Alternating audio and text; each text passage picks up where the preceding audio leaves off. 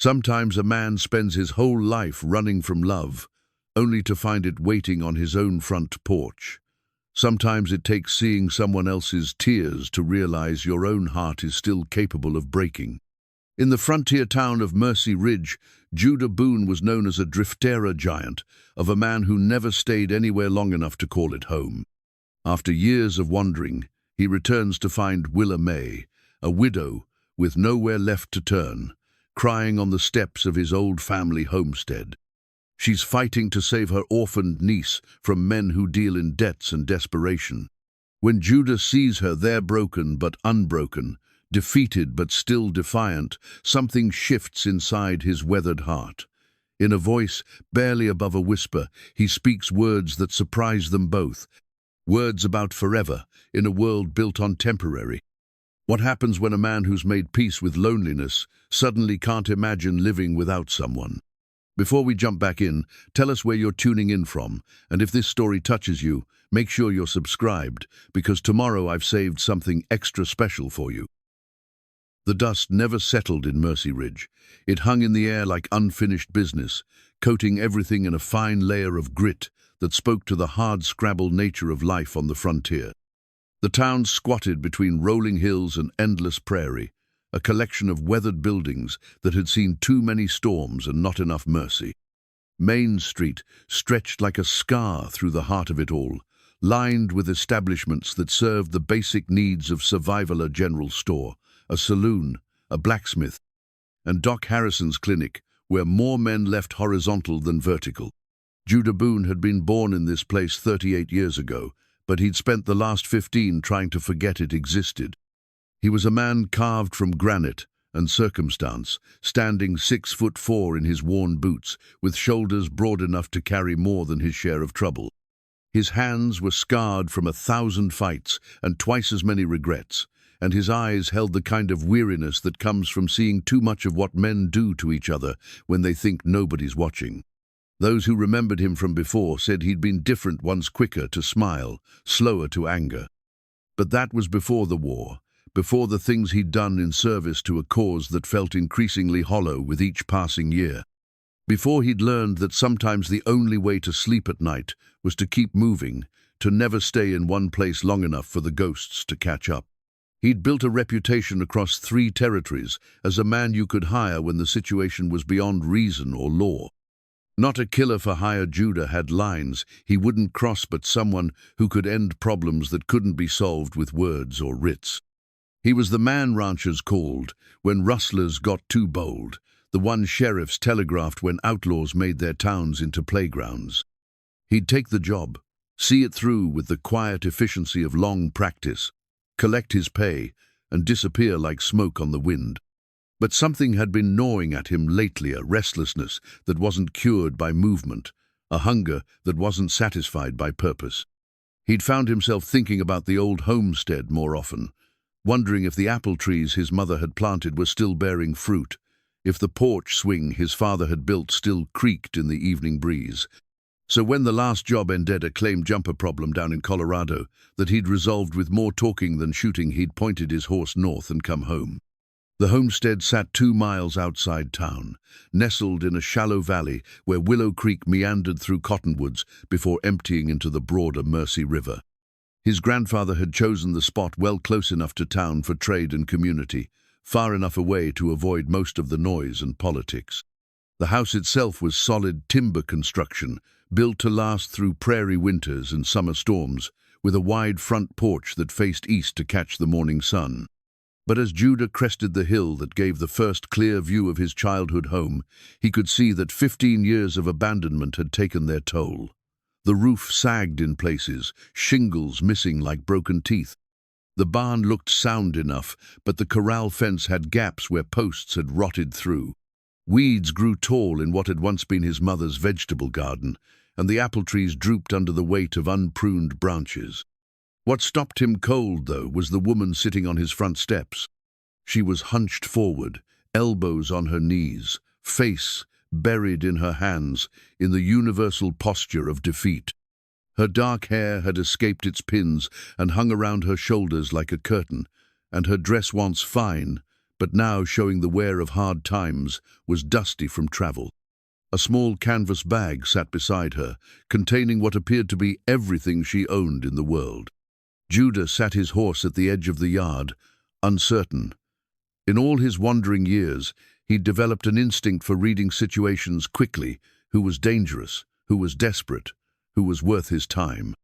This woman radiated a particular kind of exhaustion that came from fighting battles you couldn't win with weapons you didn't have. The sound of his horse's hooves on the packed earth made her look up, and Judah felt something shift in his chest. Her face was streaked with tears, but her eyes blazed with the kind of fierce intelligence that could make a man forget his own name. She was perhaps 30, with the kind of beauty that survived hardship by transforming into something deeper and more lasting than mere prettiness. There was steel in the set of her jaw, defiance in the straightness of her spine, even in defeat. "You lost, mister?" she asked, her voice carrying a slight tremor that she was clearly fighting to control. Judah swung down from his saddle, his spurs chiming softly against the stirrups. "Could ask you the same thing, ma'am, though it appears you found what you were looking for." She wiped her eyes with the back of her hand, leaving streaks in the dust on her cheeks. "I'm Willa May Garrett. I have papers for this place." She gestured toward the house with something between pride and desperation. "Bought it fair and square from the territorial office." "That's so." Judah kept his voice neutral, but his mind was racing. The territorial office had no right to sell his family's land. His father had held clear title, passed down through proper probate when he died. "Might I see those papers?" Willa May reached into her bag and withdrew a folded document, yellowed with age and official stamps. Judah took it carefully, noting how her hands trembled slightly as she released it. The deed was elaborate with territorial seals and signatures, claiming to transfer ownership of the Boone homestead to one Wilhelm Garrett for the sum of $50 and other valuable considerations. "Your husband?" Judah asked, handing the paper back. "Was." Her voice caught slightly on the word. "Wilhelm died last spring. Fever took him quick." She refolded the deed with practiced precision, as if she'd shown it many times before.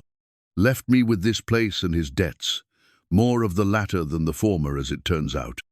Judah studied her face, seeing the story written in the lines around her eyes, the careful way she held herself upright, despite everything trying to knock her down. "I'm sorry for your loss, Mrs. Garrett, but I'm afraid there's been some confusion. This is my family's land, has been for 30 years. The color drained from her face, and for a moment, Judah thought she might faint. Instead, she clutched the deed to her chest like a shield. No, that can't be right. Wilhelm paid good money for this place. We have papers." "Papers can be forged, ma'am, especially when there's profit in it." Judah's voice gentled, seeing how close she was to breaking. "Tell me about these debts your husband left." Willa May's shoulders sagged as if the weight of her troubles had suddenly doubled. Wilhelm was a gambling man, thought he was smarter than he was. When he died, turned out he owed money to some very unforgiving people. They came calling 2 months after the funeral, said they'd take payment in flesh if they couldn't get it in cash. "What kind of flesh?" Judah asked, though he suspected he already knew. "My niece, Emma. She's only 8 years old, but they don't care about that." Tears started flowing again, and this time Willa May didn't try to stop them. "They said Wilhelm put her up as collateral in a card game, said if I couldn't pay his debts, they'd take her to work them off." The cold fury that had been Judah's constant companion during the war years stirred in his chest. Men who would use children to settle gambling debts were the worst kind of vermin, lower than the scavengers that picked at roadkill. "Where's the girl now?" "Hidden? Safe, I hope." Willa May looked up at him with desperate eyes. "I sold everything I could, came here thinking this place might be worth something, thinking maybe I could sell it, pay them off, get Emma back. But if the deed's no good..." She broke off, unable to finish the thought. Judah could see her whole world crumbling behind her eyes, the last fragile hope she'd been clinging to turning to dust in her hands. The smart thing would be to send her on her way, point her toward the territorial office, let her fight it out with the bureaucrats who'd sold her stolen goods. Judah had his own problem squatter's rights to establish, a homestead to rebuild, a life to figure out. He'd spent 15 years learning not to get involved in other people's troubles.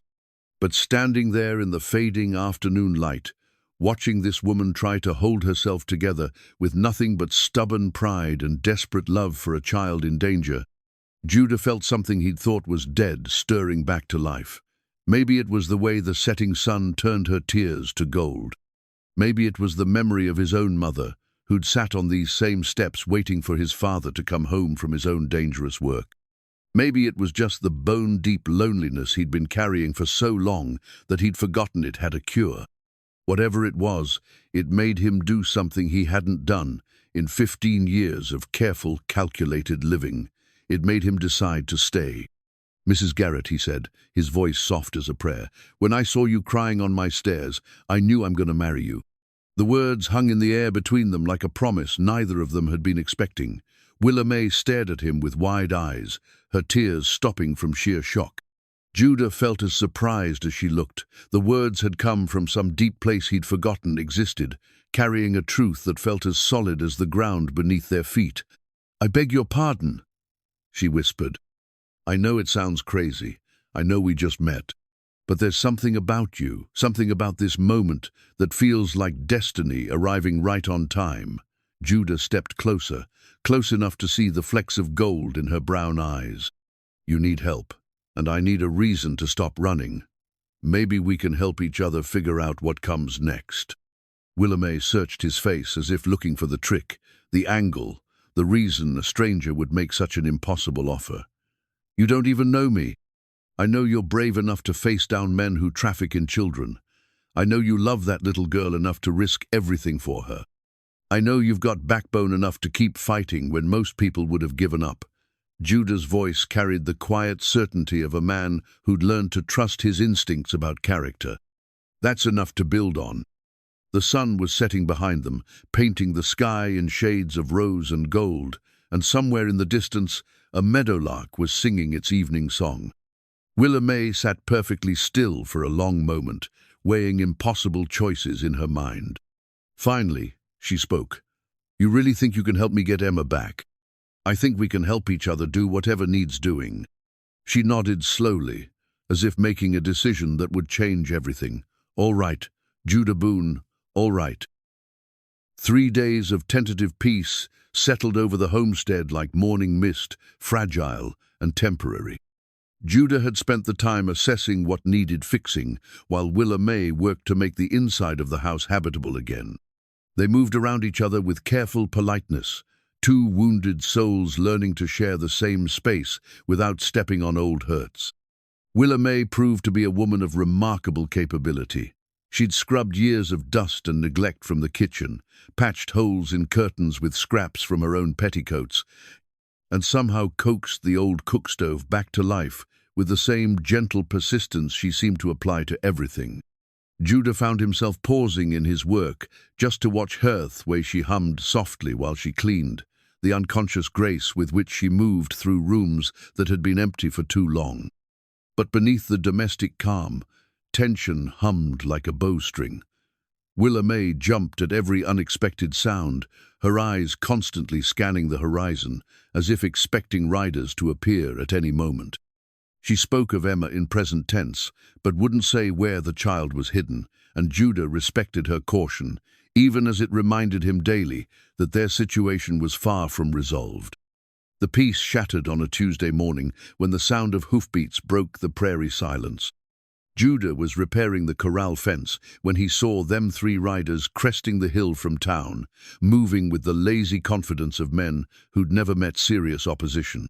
He recognized the type immediately: professional trouble, the kind of men who solved problems with violence and asked questions later. They rode expensive horses and wore their guns low and easy, advertising their trade to anyone with eyes to see. "Willa May," he called softly toward the house, not taking his eyes off the approaching riders. "We've got company." She appeared in the doorway, dish towel still in her hands, and the color drained from her face when she saw them. "Oh God," They found me. The riders pulled up in the yard with theatrical precision, their horses snorting and pawing at the ground. The leader was a thin man, with pale eyes and a smile that never reached them. His companions looked like they'd been carved from the same piece of hard, wood-weathered, dangerous, and utterly without conscience. "Morning, folks," the leader said, touching the brim of his hat in mock courtesy. "Beautiful day, isn't it? Name's Caleb Nash. These are my associates, Mr. Primes, G. Mines, Knott, Porter, and Mr. Stone." He gestured to his companions with casual indifference. "We're looking for a woman named Willa May Garrett. Been told she might be in these parts." Judah set down his hammer and straightened slowly, keeping his hands visible but ready. "Depends on who's asking and why they want to know." Nash's smile widened, showing teeth like yellowed ivory. "Why, we're collection agents, you might say. Mrs. Garrett's late husband incurred some debts, and we're here to discuss repayment options." His pale eyes fixed on Willa May, with the intensity of a snake studying a mouse. "Hello there, darling. You've led us quite a chase." Willa May stepped fully onto the porch, her chin raised in defiance, despite the tremor in her voice. "I don't owe you anything. Wilhelm's debts died with him." "Now see, that's where you're wrong." Nash reached into his vest pocket and withdrew a crumpled piece of paper. "Got his marker right here. Signed and witnessed proper. Says here that one Wilhelm Garrett wagered his Nisoni, Emma Catherine Garrett, age 8, against a debt of $500. When he couldn't cover the bet, well, the girl became collateral." Judah felt ice form in his veins. "Let me see that paper." Nash held it up but didn't offer to pass it over. "Afraid that's private business between Mrs. Garrett and my employer. But the terms are simple enough. The woman pays the $500, or we collect the girl. Either way, the debt gets settled." "You can't collect a child like she's a prize heifer," Willa May said, her voice rising with desperate anger. "Emma's not property. According to this here legal document, she is." Nash refolded the paper with deliberate slowness. "Now, we've been patient. Gave you time to come up with the money. But patience has its limits, and frankly, the girl's probably worth more to us than $500 anyway. Pretty little thing from what we hear. Lots of folks looking for young workers these days." The casual way he spoke about selling a child into slavery made Judah's vision blur red around the edges. He'd seen men like Nash during the war, the kind who profited from human misery and called it business. They were parasites dressed up in human skin, and the world was always better when they stopped breathing. "The girl's not here," Judah said carefully, his voice carrying a warning that men with sense would heed. Nash laughed, a sound like glass breaking. "Oh, we know that, friend, but Mrs. Garrett here knows where she is, and that's almost as good." He leaned forward in his saddle, directing his words at Willa May. "See, darling, we can do this easy or we can do it hard. You tell us where the girl is, we collect her peaceful-like, and everyone goes their separate ways. Or we can make things unpleasant for you and your friend here, until you decide to cooperate." "And if she doesn't know where the girl is?" Judah asked. "Then I guess we'll have to find other ways to make her useful." Nash's smile turned predatory. "Pretty woman like that, there's always a market. Not as lucrative as a young girl, mind you, but business is business." That was enough.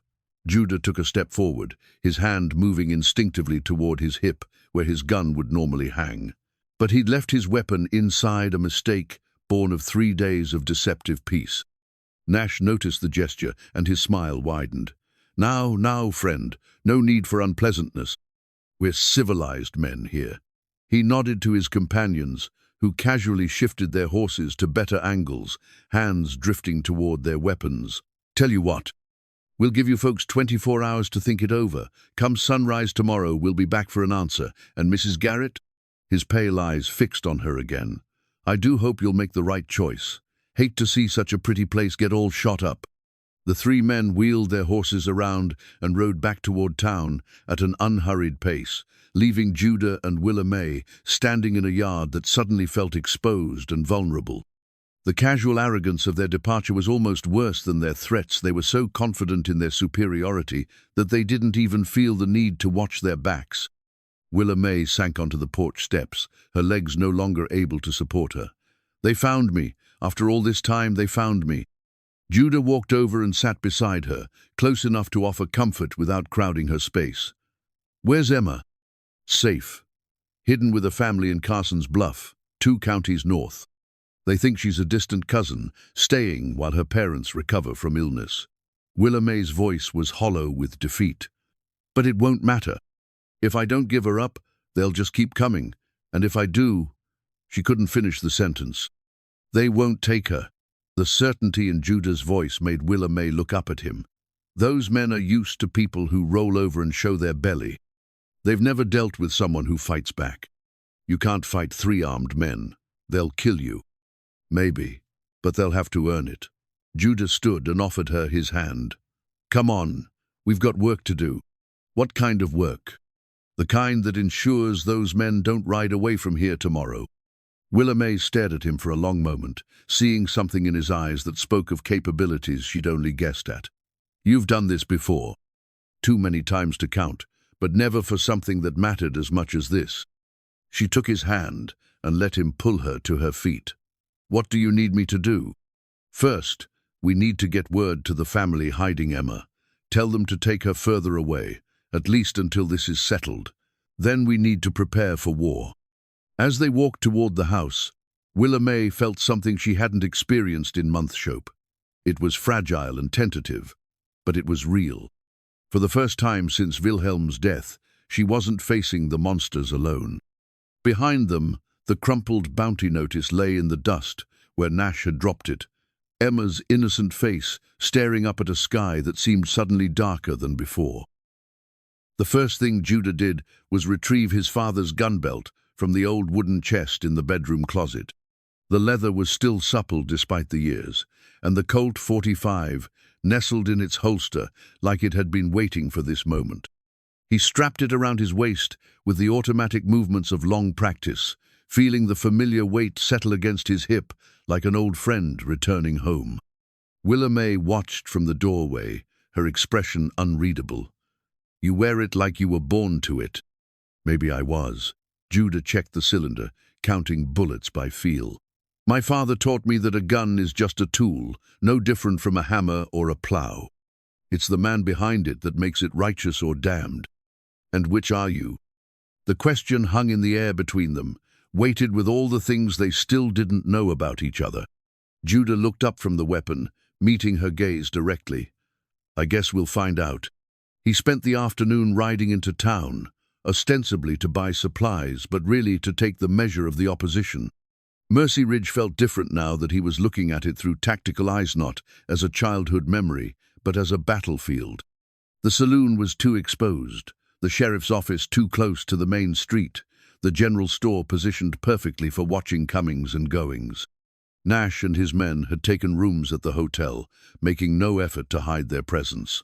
In fact, they seemed to be enjoying the attention their arrival had caused. Judah watched from across the street as they held court on the hotel porch, regaling anyone who'd listen with stories of their exploits. The townspeople gave them a wide berth, but Judah could see the fascination in their eyes, the same morbid curiosity that drew crowds to public hangings. Sheriff Rawlings was conspicuously absent from his office, and asking around revealed he'd suddenly developed urgent business in the county seat that would keep him away for several days. The timing was too convenient to be coincidental, and Judah filed that information away for later consideration. At the general store, he encountered Tom Fletcher, a man who'd been one of his father's closest friends in the old days. Fletcher was graying now, his back bent from years of manual labor, but his eyes still held the sharp intelligence that had made him one of the most successful ranchers in the territory. "Judah Boone," Fletcher said, keeping his voice low. "Heard you were back. Also heard you got yourself mixed up with some dangerous people. News travels fast." "Bad news always does." Fletcher glanced around to make sure they weren't overheard. "Those men are poison, Judah, the kind that spreads until it kills everything decent in a place. Most folks are hoping they'll just take what they came for and move on." "And what do you think they came for?" Fletcher's expression hardened. "I think they came for a little girl who never hurt nobody. and I think that's about as low as men can sink." He paused, seeming to wrestle with something. "Your father was a good man, helped me out when I needed it, never asked for anything in return. If his son needs help now, well, maybe it's time to return the favor." It was the first offer of support Judah had received, and it warmed something cold in his chest. "I appreciate that, Tom, but this isn't your fight." "Like hell it isn't. A town that won't protect its children isn't worth calling home." Fletcher leaned closer. "What do you need?" "Information, mostly. How many more are there? Where are they getting their support? Who's paying their bills?" "Don't know about numbers, but I've seen telegrams going back and forth between here and Denver. Big city money, if I had to guess." "As for local support," Fletcher's mouth twisted with disgust, "there's some that figure cooperation is better than confrontation. Mayor Hutchins, for one. Some of the town council. They're all hoping if they just look the other way, the problem will solve itself. And if it doesn't, then we'll see what this town is really made of." That evening, Judah returned to the homestead with more questions than answers. He found Willa May in the kitchen, surrounded by the organized chaos of preparation. She'd cleaned his father's old rifle and laid out ammunition with military precision. Her own small pistola pearl-handled derringer that looked almost like a toy set beside a box of cartridges. "I sent word to the Hartmans," she said without looking up from her work. "They'll take Emma to her sister's place in Wyoming. Should be safe there until this is over." "Good.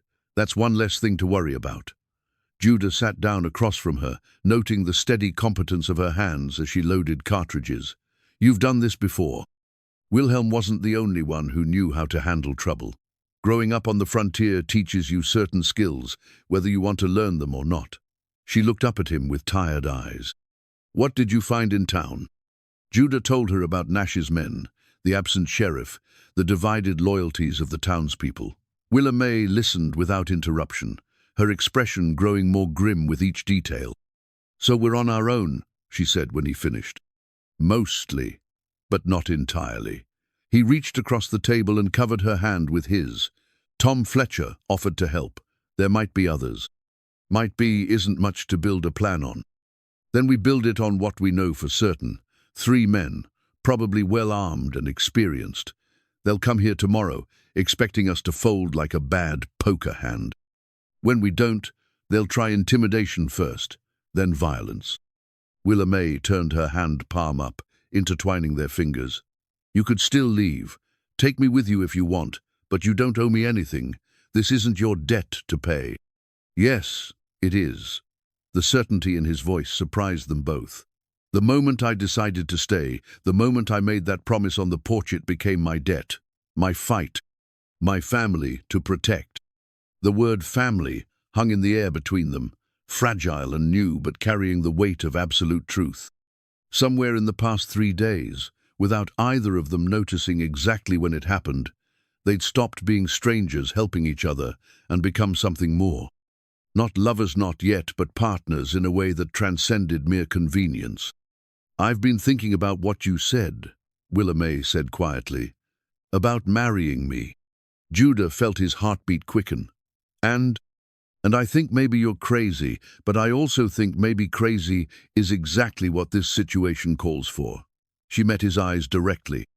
"If we survive tomorrow, if we get Emma back safe, if we can build something real out of all this chaos, then yes, I'll marry you, Judah Boone."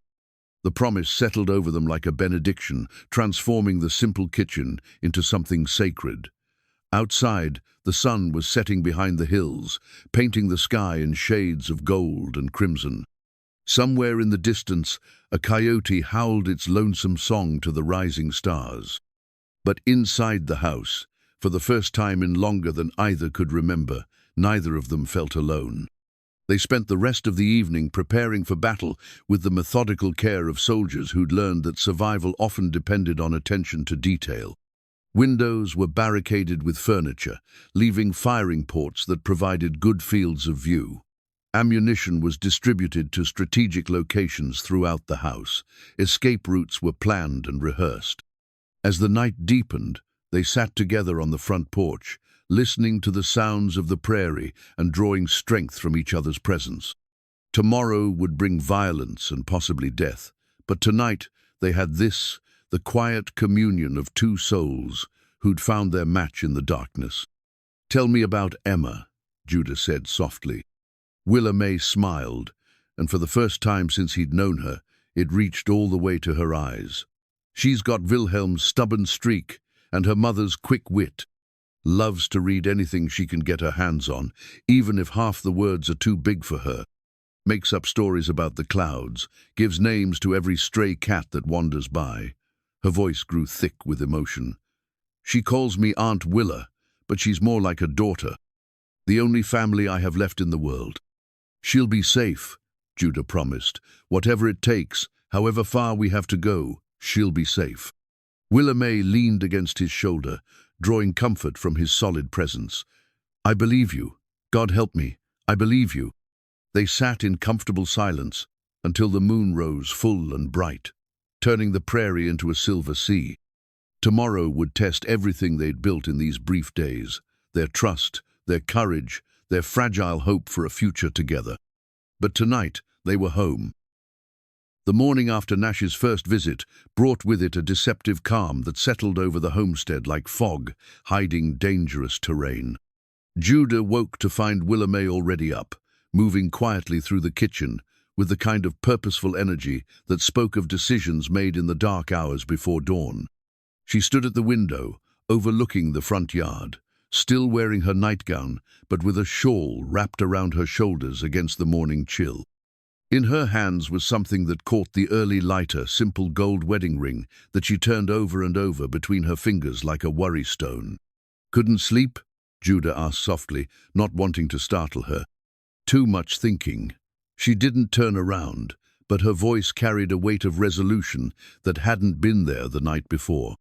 "I've been wearing this ring for 3 years, telling myself it meant something, that Wilhelm and I had built something real together." Judah moved to stand beside her, close enough to offer comfort, without crowding her space. "Maybe you did." "No." The word was quiet, but absolute. "We had convenience.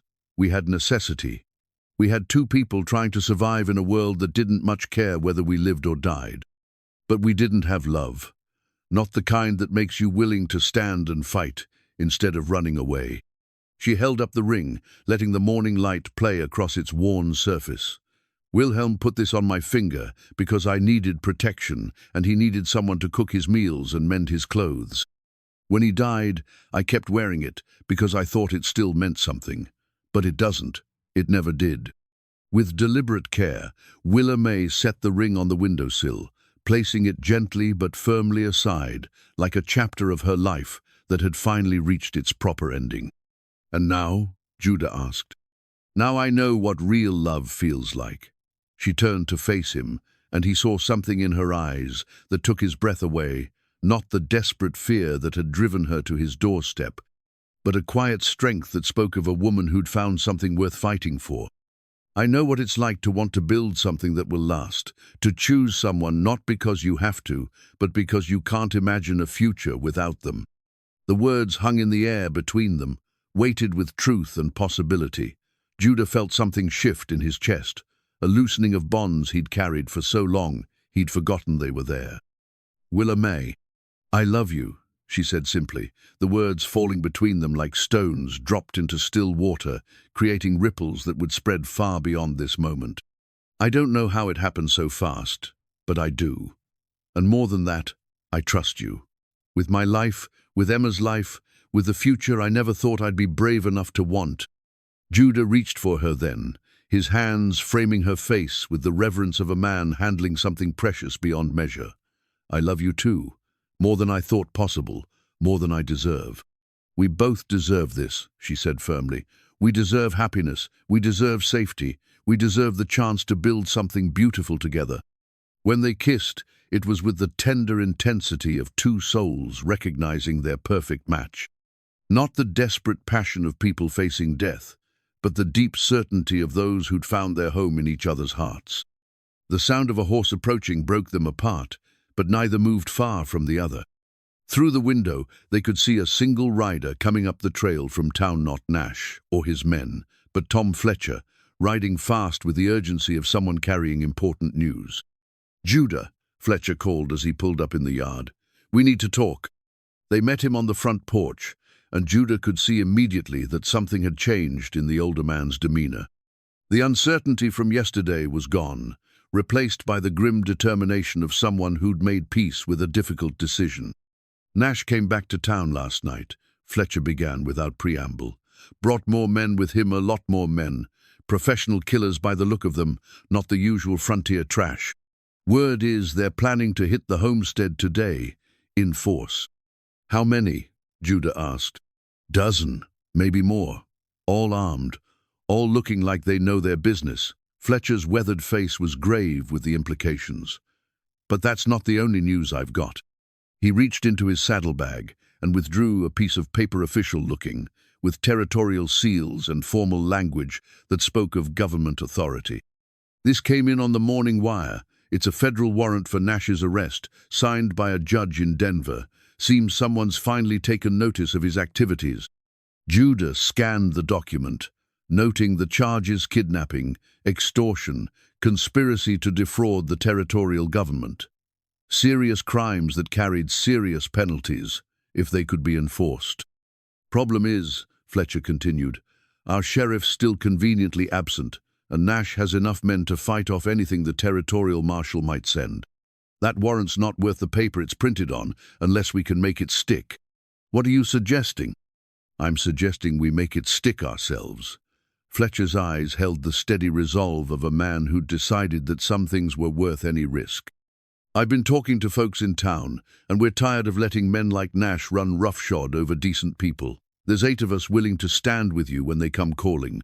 Willa May stepped forward, her chin raised with the determination that Judah was learning to recognize as one of her defining characteristics. "9, she said quietly. "Ma'am, I appreciate the sentiment, but nothing." Her voice carried steel wrapped in velvet, the tone of a woman who'd made her choice and wouldn't be swayed from it. "This is my fight as much as anyone's. Emma's my responsibility. This is my home now, and I'll be damned if I let anyone take it away without a fight." Fletcher looked at Judah, who nodded slowly. "She's right. This is her fight, and she's proven she can handle herself." "All right then, 9 of us." Fletcher's expression grew more serious. "But we need to be smart about this. Nash has numbers and experience, but we have something he doesn't. Which is, we're fighting for our homes, our families, our future. He's fighting for money." Fletcher gestured toward the homestead, the garden, the life they'd begun to build together. "That makes all the difference in the world." They spent the morning preparing for battle with the methodical care of people who understood that survival often depended on attention to detail. Weapons were cleaned and loaded, positions were chosen and rehearsed, escape routes were planned and marked. But it was the quiet moments between the preparations that Judah would remember most clearly, Willa May humming softly as she prepared what might be their last meal together. The way the morning light caught her hair as she moved through the house, the simple domestic intimacy of 2 people building something worth defending. As noon approached, the townspeople began arriving at the homestead. Doc Harrison came first, his medical bag slung over one shoulder and an old army Colt on his hip. Jake Morrison followed, bringing his massive blacksmith strength and a shotgun that looked capable of stopping a charging buffalo. Martha Henley surprised everyone by appearing with her late husband's rifle and an expression that could have frozen hellfire. One by one, they took their positions around the property, creating a defensive perimeter that would make Nash's assault costly, even if it succeeded. These weren't professional soldiers, but they were people fighting for everything they held dear, and that made them more dangerous than any hired gun. "After this is over," Willa May said as they made their final preparations, "after we've dealt with Nash and his kind, I want to plant a real garden. Vegetables for eating, flowers for beauty, maybe even some fruit trees like your mother had. Planning for the future, planning for our future." She looked up at him with eyes that held no doubt, no reservation, only the quiet certainty of a woman who'd found her place in the world.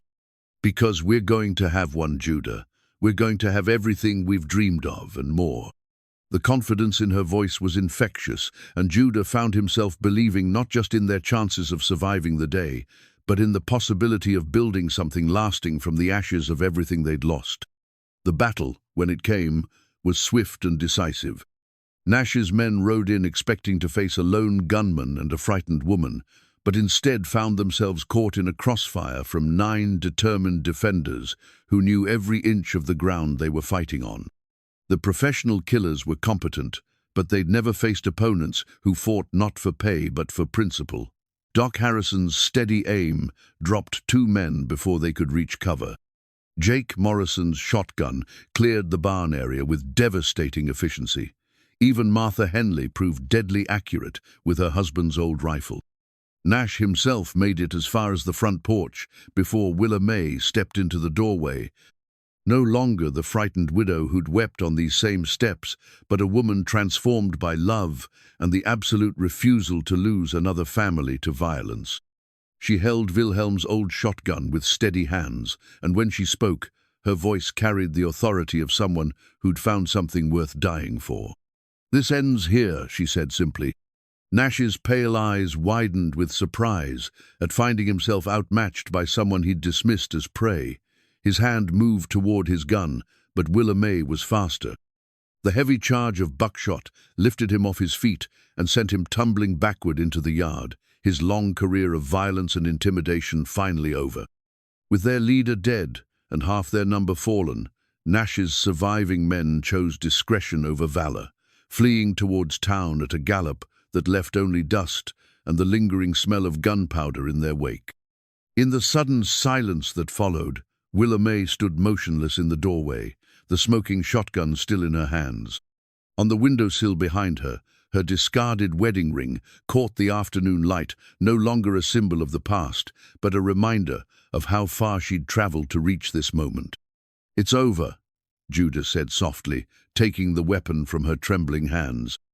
"Is it really?" She looked up at him with eyes that held equal measures of relief and disbelief. "Are we really safe?" "We're really safe." He pulled her close, feeling the tension drain from her body as she finally allowed herself to believe in the possibility of peace. All of us, together. As the townspeople emerged from their defensive positions, checking on the wounded and securing the area, Emma appeared from her hiding place in the root cellar. Her young face was serious but unafraid, and she carried her wooden doll with the careful dignity of a child who'd learned that some things were precious precisely because they could be lost. "Is it really over, Uncle Judah?" she asked. "It's really over, sweetheart." He knelt to her level, seeing courage in her dark eyes that humbled him. "The bad men are gone, and they're not coming back. You're safe now. We all are." Emma nodded as if this was the most natural thing in the world, then surprised them both by walking to the windowsill and picking up Willa May's discarded wedding ring. She studied it for a moment with the serious concentration of childhood, then solemnly handed it to Judah. "I think Aunt Willa needs a new ring," she said with matter-of-fact wisdom. "One that means she's going to stay with us forever." Judah looked down at the simple gold band, then at the woman who'd taught him that love could triumph over fear, that standing still could require more courage than running, that some promises were worth keeping, even when keeping them might cost everything. "Yes," he said, slipping the ring into his pocket beside his mother's more elaborate band. "I think she does." The victory felt hollow by evening. As the townspeople dispersed back to their homes and businesses, the weight of what they'd started began to settle over the homestead like a storm cloud gathering on the horizon. Judah stood in the doorway of the old barn, staring at the place where Nash and his men had sat their horses just hours before, knowing with soldiers' certainty that this was only the beginning. Willa May found him there as the sun painted the western sky in shades of amber and rose. She carried a steaming cup of coffee in each hand, and the simple domestic gesture struck him as almost miraculous after the morning's violence. "Penny for your thoughts," she said, offering him one of the cups. "Thinking they'll be back. Maybe not today, maybe not tomorrow, but soon. And next time they won't underestimate us." Judah accepted the coffee gratefully, wrapping his hands around the warm ceramic. Nash isn't the type to let a public humiliation go unanswered. So what do? We prepare, and we learn everything we can about who we're really fighting. That evening, Tom Fletcher arrived with more news. None of it good. He'd spent the afternoon asking discreet questions around town, piecing together what he could about Nash and his operation. "They're not working alone," Fletcher said, settling into a chair at the kitchen table. "Got confirmation of what I suspected. There's big money backing them. Denver money, maybe even further east than that. The kind of people who see human beings as just another commodity to be bought and sold." Judah felt something cold settle in his stomach. He'd encountered men like that during the war carpetbaggers and profiteers who followed armies like vultures, feeding on suffering and calling it business. How big an operation are we talking about? Big enough to have connections in the territorial government. Nash wasn't bluffing when he said they had pull with officials. Word is they've got judges in their pocket, marshals on their payroll, even some congressmen who turn a blind eye in exchange for campaign contributions. Willa May paled. "Then we can't win if they have that kind of power." "Power's only useful if you're afraid of it," Judah said quietly. "And corruption has a weakness: it makes men careless. They rely on intimidation and influence instead of competence. When those tools fail, they don't know what to do." Fletcher nodded approvingly. "Your father would be proud of that thinking. He always said the hardest man to beat was the one who had nothing left to lose." That night, after Fletcher had gone home, Judah found himself drawn to the old wooden chest in the bedroom where he'd found his father's gun belt. Buried beneath faded photographs and yellowed letters was something he'd forgotten, existed by his mother's family. Bible, a massive leather-bound volume that had been passed down through 3 generations. The leather was cracked with age, and the gold lettering on the spine had faded to barely visible traces, but the pages inside were still pristine. Between the books of Matthew and Mark, pressed flat as the day they'd been placed there, were wildflowers from his mother's garden roses, and larkspur and baby's breath, preserved in eternal bloom. "She was beautiful," Willa May said softly from the doorway. Judah looked up to find her studying a daguerreotype that had fallen from the Bible's pages. The image showed a young woman with kind eyes and a gentle smile, holding a baby that could only be Judah himself. "She died when I was 12, he said, taking the photograph from her gentle hands. "Fever took her in the space of 3 days. One morning she was making breakfast and humming hymns, and by Thursday we were lowering her into the ground. I'm sorry. She would have liked you, would have seen what I see, the strength that keeps you standing when most people would fall. The love that makes you risk everything for a child who isn't even your own." He closed the Bible carefully, reverently. "She always said that real courage wasn't the absence of fear, but doing what's right despite being afraid." Willa May settled beside him on the edge of the bed, close enough that he could feel the warmth of her presence. "Tell me about her." "Sarah Elizabeth Boone, born Sarah McKinnon in County Cork. Came west with her parents when she was 16. Met my father at a church social in Kansas City. They said she could charm birds from the trees and make a feast from nothing but flower and hope." Judah's voice grew soft with memory. "She had a garden out back where she grew, everything beautiful roses and delphiniums and sweet peas that climbed the fence posts. Said a home wasn't complete without flowers to remind folks that not everything in the world was purely practical." "What happened to the garden?" "Died with her. Pa tried to keep it going for a while, but he didn't have the touch. After he passed, I just let it go to seed." Judah stared at the pressed flowers in the Bible, feeling the weight of neglect like a stone in his chest. Maybe that was wrong. Maybe I should have tried harder to preserve what she built. "It's never too late," Willa May said gently. "Gardens can be replanted. Beauty can be restored." The simple words carried layers of meaning that had nothing to do with flowers and everything to do with hope. Judah looked at her in the lamplight, seeing not just the woman who'd captured his heart, but the possibility of a future he'd never dared imagine. "When this is over," he said, "when Emma's safe and we've dealt with Nash and his kind, would you help me rebuild it? The garden, I mean. Make it the way she would have wanted." "I'd love that." Willa May's smile was radiant in the golden light. We could plant roses for remembrance, lavender for devotion, maybe some of those sweet peas she loved so much. And vegetables too, tomatoes and beans and corn, a garden that feeds both body and soul. They sat together in comfortable silence, the Bible resting between them like a bridge connecting past and future. Outside, the prairie wind whispered through the cottonwoods, carrying the promise of rain and the scent of distant wildflowers. But their peace was shattered by the sound of gunshots from the direction of town. Judah was on his feet instantly, his hand going to his weapon. The shots came in rapid succession, not the random firing of celebration or practice, but the deliberate pattern of combat. Someone was in trouble. "Stay here," he told Willa May, but she was already reaching for her rifle. Like hell, if there's trouble in town, it affects all of us. They saddled horses quickly and rode toward Mercy Ridge through the gathering darkness, guided by the orange glow of flames that shouldn't have been there. As they crested the hill overlooking the town, the scope of the disaster became clear. The general store was burning. Martha Henley's shop, the same Martha who'd stood with them that morning, rifle in hand and courage in her heart, was being consumed by flames that reached toward the stars like grasping fingers. People ran back and forth with buckets, trying desperately to contain the blaze, but Judah could see it was too late. The building was lost. They found Tom Fletcher organizing the bucket brigade, his face streaked with soot and his eyes grim with rage. "What happened?" Judah demanded.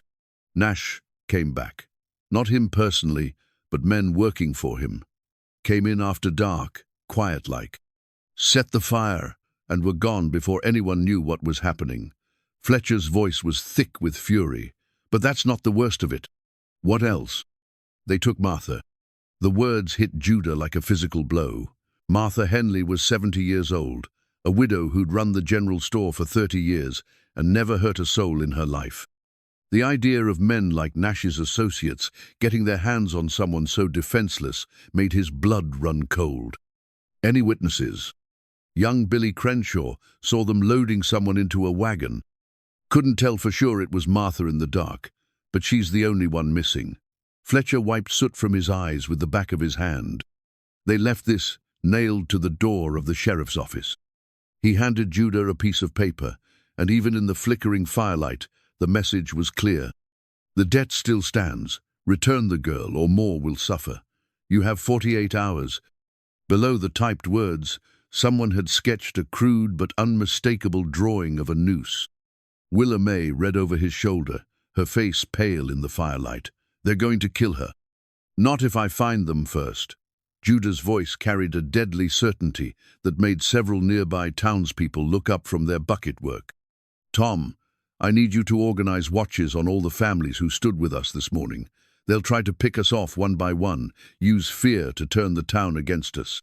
"What are you going to do?" "What I should have done this morning." Judah handed the threatening note back to Fletcher. "I'm going hunting." The fire burned itself out before dawn, leaving nothing but a blackened skeleton where Martha Henley's store had stood for 3 decades.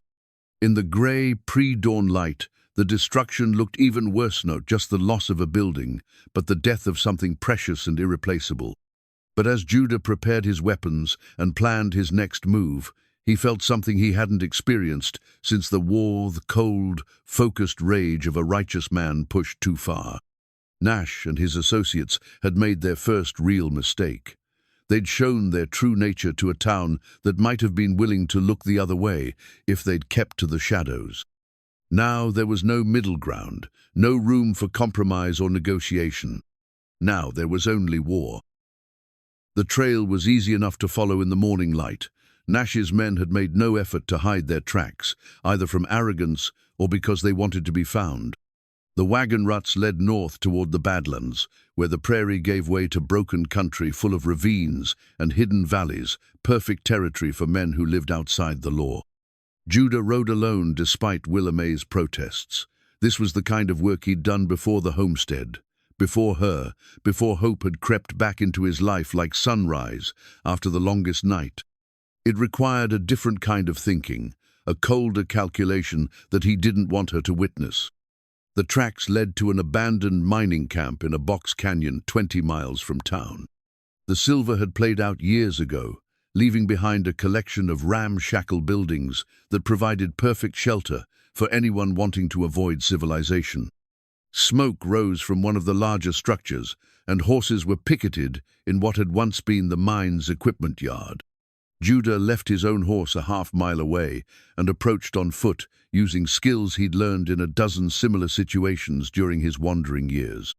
The camp was poorly guarded. Nash's men were used to intimidating sheep, not dealing with wolves. A single sentry dozed in the morning sun, his rifle propped against a porch post while he caught up on lost sleep. From his concealed position in the rocks above the camp, Judah counted 6 men, including the sentry. Nash himself was nowhere to be seen, but his 2 companions from yesterday were there, along with 3 others who looked cut from the same cloth. All were armed, all looked competent enough to be dangerous, but none showed the heightened alertness of men expecting trouble. Martha Henley was tied to a chair inside what had once been the mining office, visible through a window that hadn't seen glass in years. Even from a distance, Judah could see she was alive and apparently unharmed, though her face showed the strain of her ordeal. The smart play would be to ride back to town, gather the other men, and return in force. But Martha didn't have time for smart plays. These men had demonstrated their willingness to murder innocents, and every hour she remained in their hands brought her closer to becoming another casualty in their war against decency. Judah checked his weapons one final time, then moved down from the rocks like a ghost, seeking vengeance. The sentry died without a sound, Judah's knife finding the space between his ribs with surgical precision. 1 down, 5 to go. He dragged the body behind a pile of mining equipment and took the man's position, the dead man's hat pulled low over his eyes. From this new vantage point, he could see the layout of the camp more clearly. 2 men sat on the porch of the largest building, playing cards and drinking from a bottle that made their movements slightly sluggish. 2 others were visible moving around inside, and the 5th was nowhere to be seen, probably sleeping off the previous night's celebration. Judah waited with the infinite patience of a predator until the card players got drunk enough to become careless. When one of them stumbled to the edge of the porch to relieve himself, Judah's bullet took him in the center of the chest. The man dropped without a cry, and his companion was still trying to process what had happened when the second shot ended, his confusion permanently. The sounds of gunfire brought the other 2 running from inside the building, but they emerged into bright sunlight from the darkness of the interior, momentarily blinded. Judah's rifle spoke twice more, and suddenly the camp was silent, except for the wind whistling through the abandoned structures. But silence could be deceptive. Judah waited, motionless as the rocks around him, until the 5th man made his mistake. He came creeping around the back of the building, trying to flank what he assumed was a position Judah no longer occupied. The man was competent enough to move quietly, smart enough to use cover, but not experienced enough to realize he was stalking a ghost. When he stepped into the open, confident he'd gained the advantage, Judah was already behind him. "Drop the gun," Judah said quietly. The man spun around, his weapon rising, and Judah's Colt roared one final time. 5 shots, 5 dead men, and Martha Henley was free to go home to what remained of her life.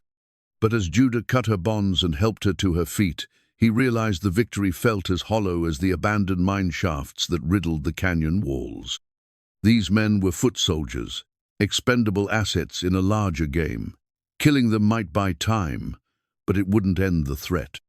"Oh, Judah," Martha said, her voice shaking with relief and delayed terror. "I thought I was so afraid." "You're safe now," he assured her, though the words felt like lies in his mouth. None of them were safe, not really. Not while Nash and his masters remained free to recruit new killers and devise fresh atrocities. The ride back to town was conducted in grim silence, Martha clinging to the saddle horn while Judah's mind churned with dark possibilities. They'd escalated beyond mere intimidation now, crossed a line that couldn't be uncrossed. Nash would have to respond, and his response would be swift and brutal. They reached Mercy Ridge to find the town in a state of barely controlled panic. Word of Martha's kidnapping had spread quickly, and families were packing their belongings, preparing to flee rather than face whatever came next. The sight of her returning alive did little to calm their fears. If anything, it seemed to make things worse, as if her rescue guaranteed retaliation. Tom Fletcher met them at the edge of town, his face grim with news. "Nash came back while you were gone. Rode right down Main Street bold as brass, calling you out like some kind of gunfighter in a penny novel." "What did he say?" "Said you killed his men. Said the debt's doubled now, $1,000, or the girl, plus compensation for his losses. And if he doesn't get satisfaction, he'll burn the whole town and salt the ashes." Judah helped Martha down from the horse, noting how her hands trembled despite her attempts to appear strong. "He's bluffing. Men like Nash don't burn down town stew, much attention from territorial authorities, too much risk of federal involvement." "Maybe, but he's got more men now, counted at least a dozen when they rode through. Professional gun hands, by the look of them." Fletcher's expression was troubled. "Judah, I don't think we can win this. Not anymore. Maybe it's time to consider." "No." The word came out harder than Judah intended. "We don't negotiate with kidnappers and child traffickers. We don't pay tribute to men who torture old women for profit. And we sure as hell don't abandon Emma to monsters because the fight got harder." "Then what do we do?" Before Judah could answer, a small voice piped up from behind them. "Uncle Judah?" He spun around to find Emma Catherine Garrett, standing in the shadow of the livery stable, clutching a child's wooden doll to her chest. She was exactly as Willa May had described, small for 8 years old, with intelligent brown eyes and dark hair that escaped from her braids in rebellious curls.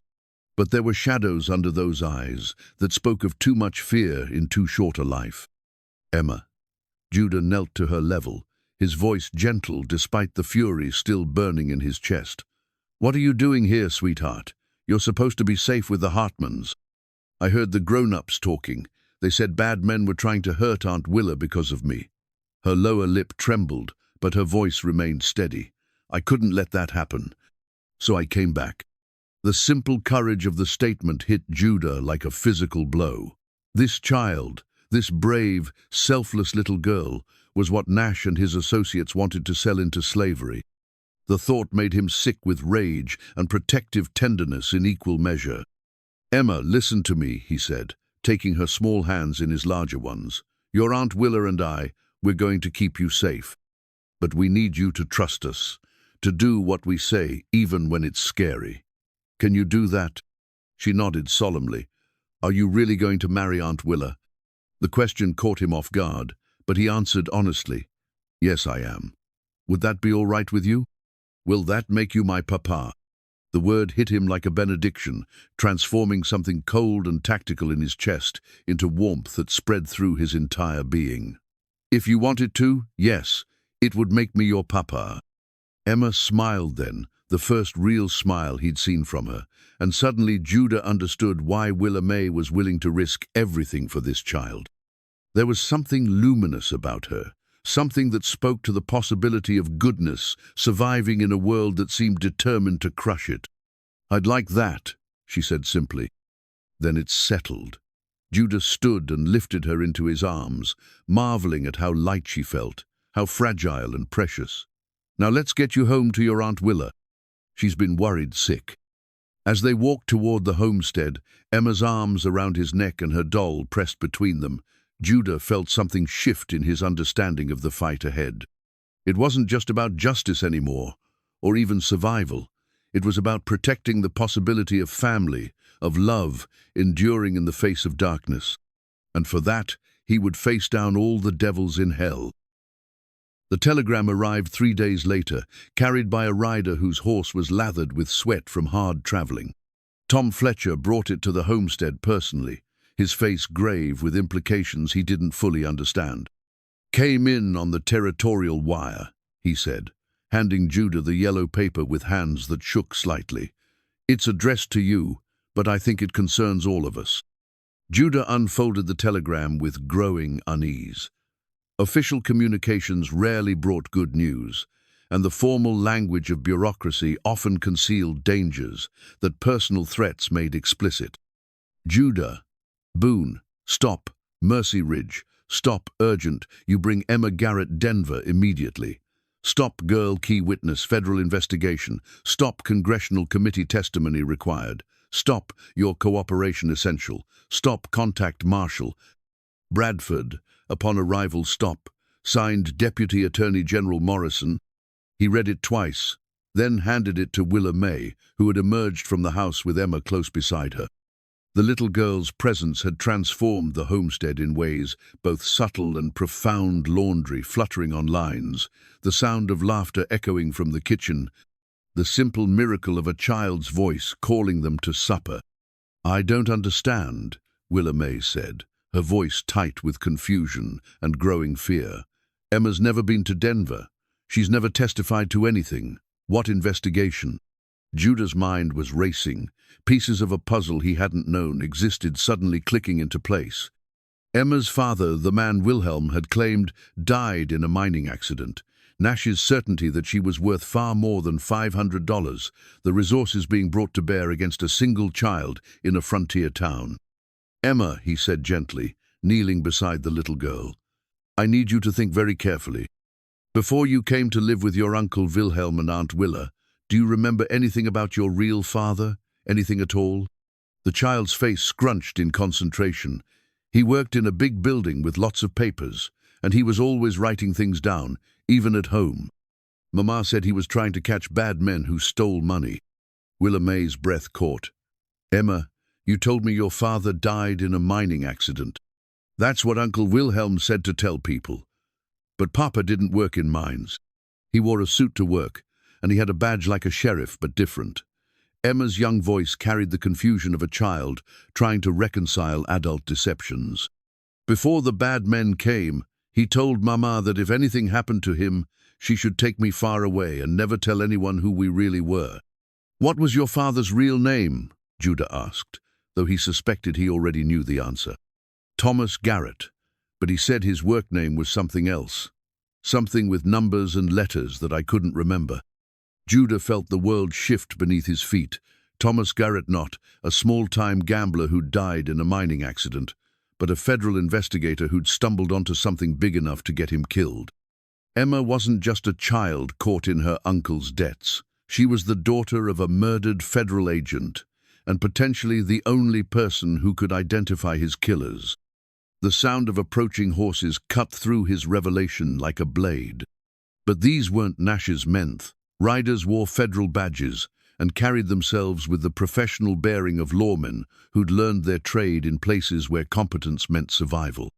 The leader was a tall man with graying temples and eyes that had seen too much of what men did to each other when they thought no one was watching. He dismounted with the careful movements of someone who'd spent long hours in the saddle, and his hand rested casually on his gun butt. "I'm Marshal Bradford," he said, his voice carrying the authority of federal law. "I believe you received our telegram." "Just now," Judah replied, instinctively positioning himself between the marshal and Emma. "Mind explaining what this is about?"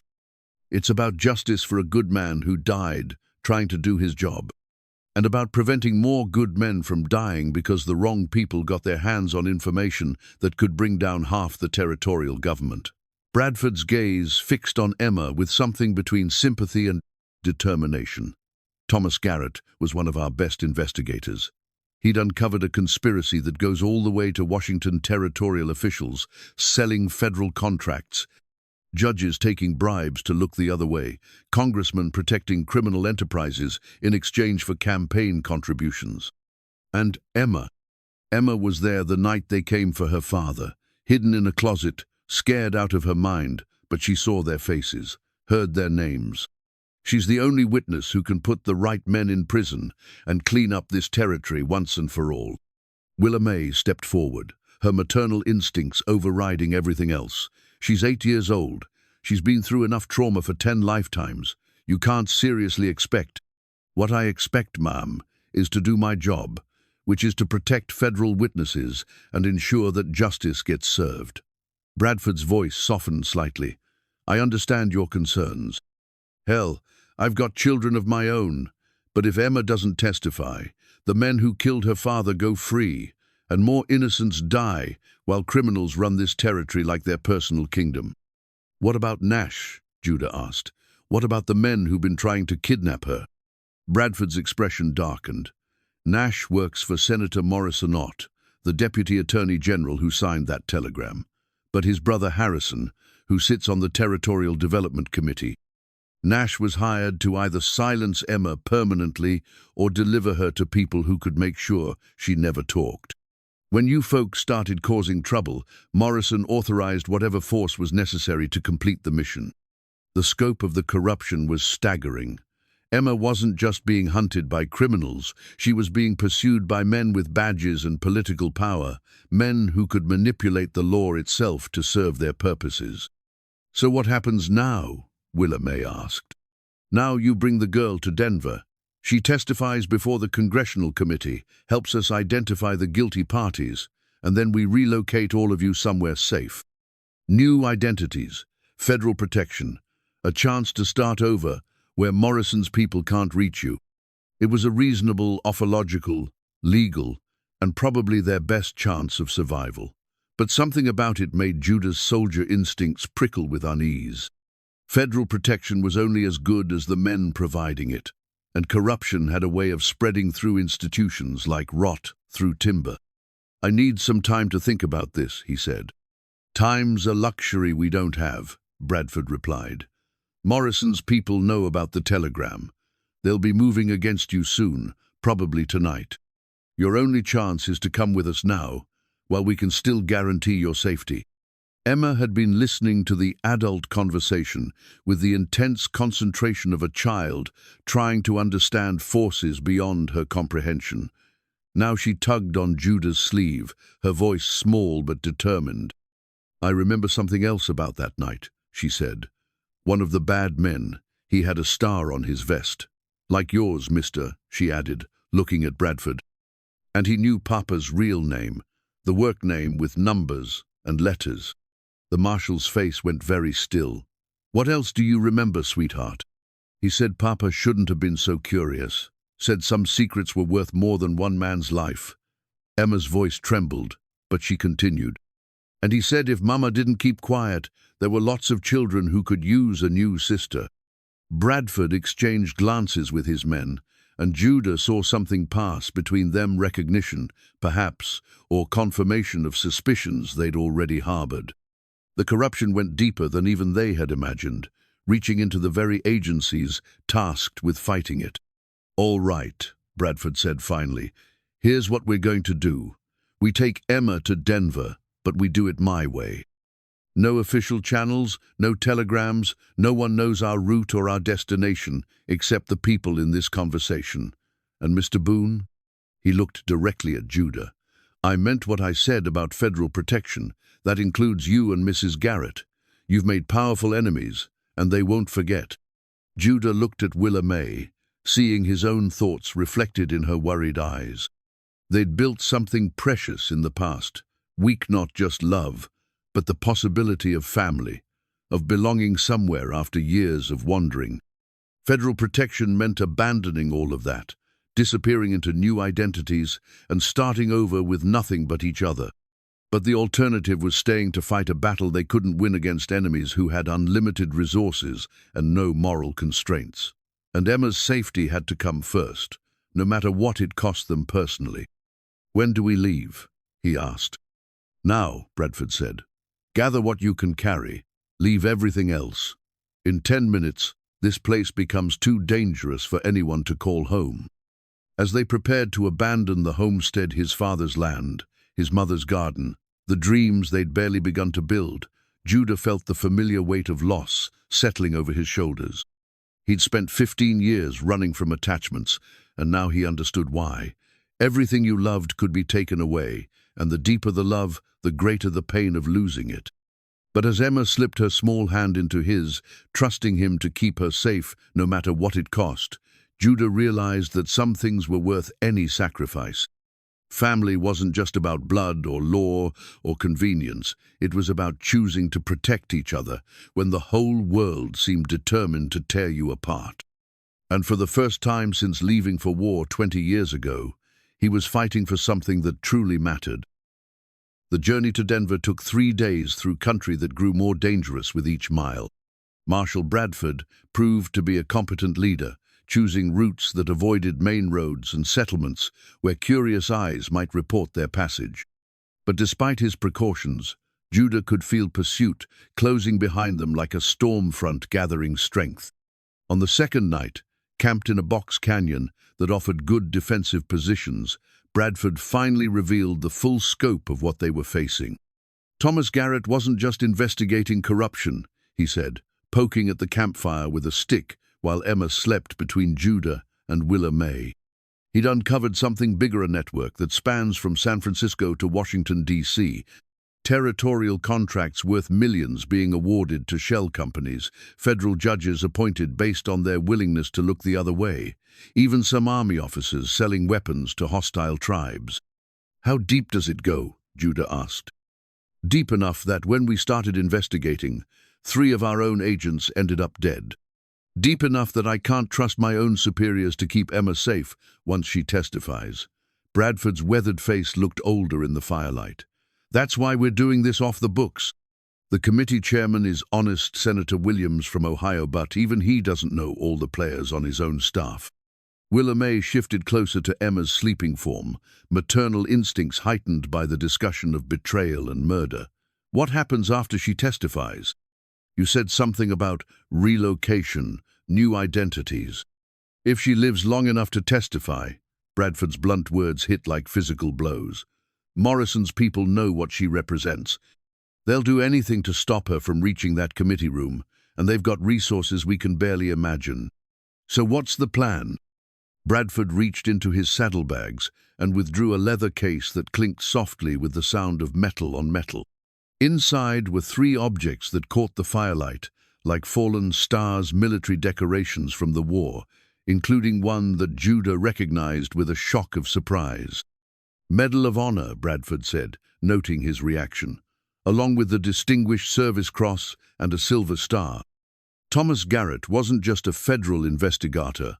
He was Captain Thomas Garrett, Union Army, decorated for valor at Antietam and Gettysburg. He looked directly at Judah, just like Lieutenant Judah Boone, who received similar commendations for actions behind enemy lines. The words hit Judah like a physical blow. His military service was something he'd tried to forget, buried under years of drifting and the deliberate anonymity of frontier life. But apparently some secrets were harder to keep than others. "How did you—" "I make it my business to know who I'm working with, especially when that person demonstrates the kind of tactical thinking you showed dealing with Nash's men." Bradford's expression grew serious. "I need that experience, Judah. I need someone who understands warfare, who can think like a soldier when the situation calls for it." "What are you asking?" "I'm asking you to help me get Emma to that committee room alive. Not as a civilian trying to protect his family, but as the soldier you used to be." Bradford leaned forward, his voice dropping to barely above a whisper. "Because tomorrow, when we reach Denver, we're going to war." That night, unable to sleep despite his exhaustion, Judah found himself standing guard while the others rested.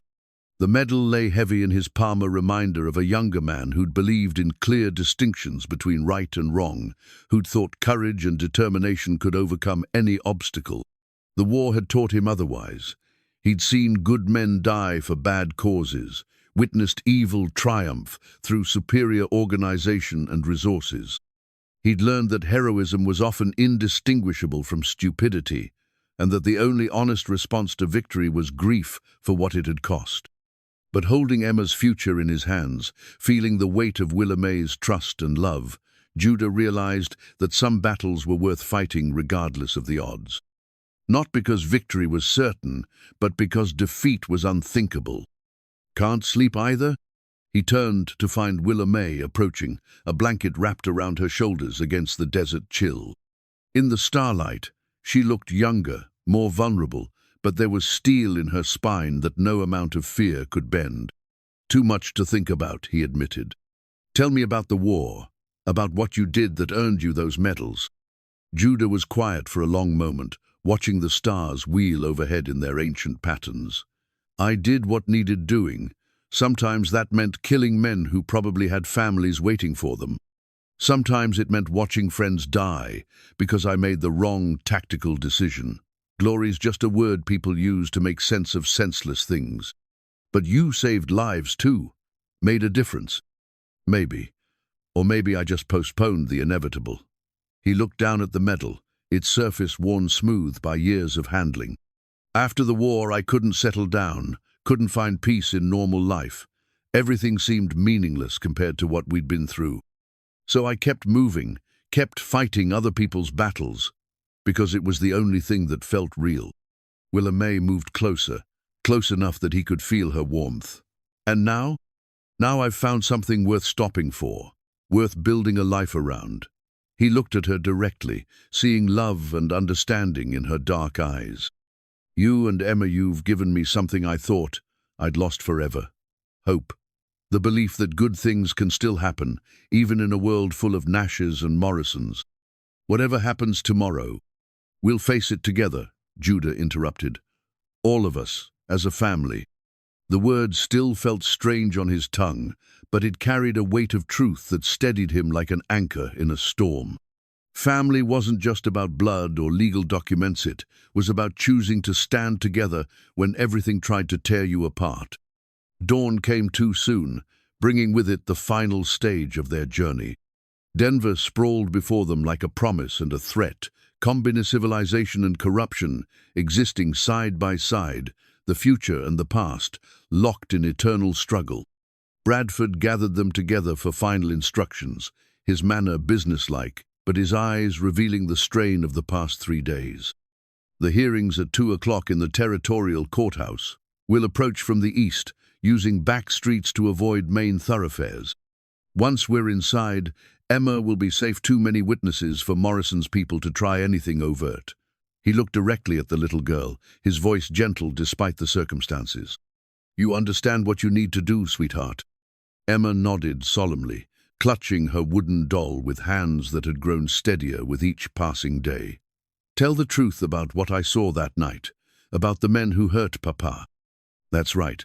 And remember, these are good men asking the questions. They want to help you, want to make sure the bad men can't hurt anyone else. Will Aunt Willa and Uncle Judah be there with me? They'll be right outside the committee room, close enough to help if you need them, but far enough away to stay safe.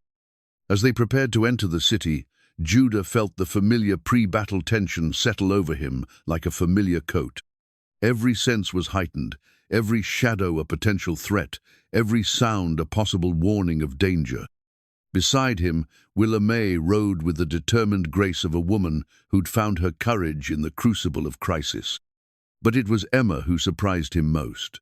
The frightened child who'd arrived at his homestead had transformed into something stronger still, young, still vulnerable, but possessed of a quiet dignity that spoke of reserves of strength she was only beginning to discover. Uncle Judah, she said as they entered the outskirts of Denver. Yes, sweetheart? After I tell the committee about Papa, after the bad men go to jail, will we really get to go home, to the homestead and the garden we talked about? The question hit him like a physical blow. Home. Such a simple word for such a complex idea. The homestead represented everything he'd lost, and everything he hoped to build his parents' legacy, his own chance at redemption, the possibility of peace after decades of wandering. Yes, he said, the promise carrying all the weight of prayer. We'll go home. We'll plant that garden your Aunt Willa and I talked about, with roses for remembrance and vegetables to feed us through the winter. We'll fix the roof and mend the fences and make it the kind of place your papa would have wanted you to grow up in. Emma smiled, the expression transforming her serious little face into something radiant. And we'll be a real family? We already are, Willa May said softly, reaching across to squeeze the child's hand. Papers and ceremonies don't make families. Love does, and we have plenty of that. The courthouse loomed ahead of them, its stone facade speaking of permanence and justice in equal measure. But as they approached through the maze of Denver's back streets, Judah noticed things that made his soldier instincts prickle with unease.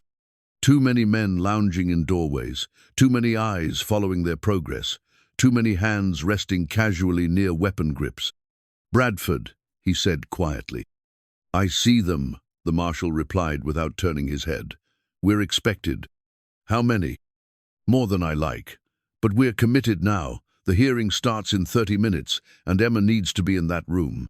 They dismounted at the courthouse's rear entrance, a service door that Bradford had arranged to have left unlocked.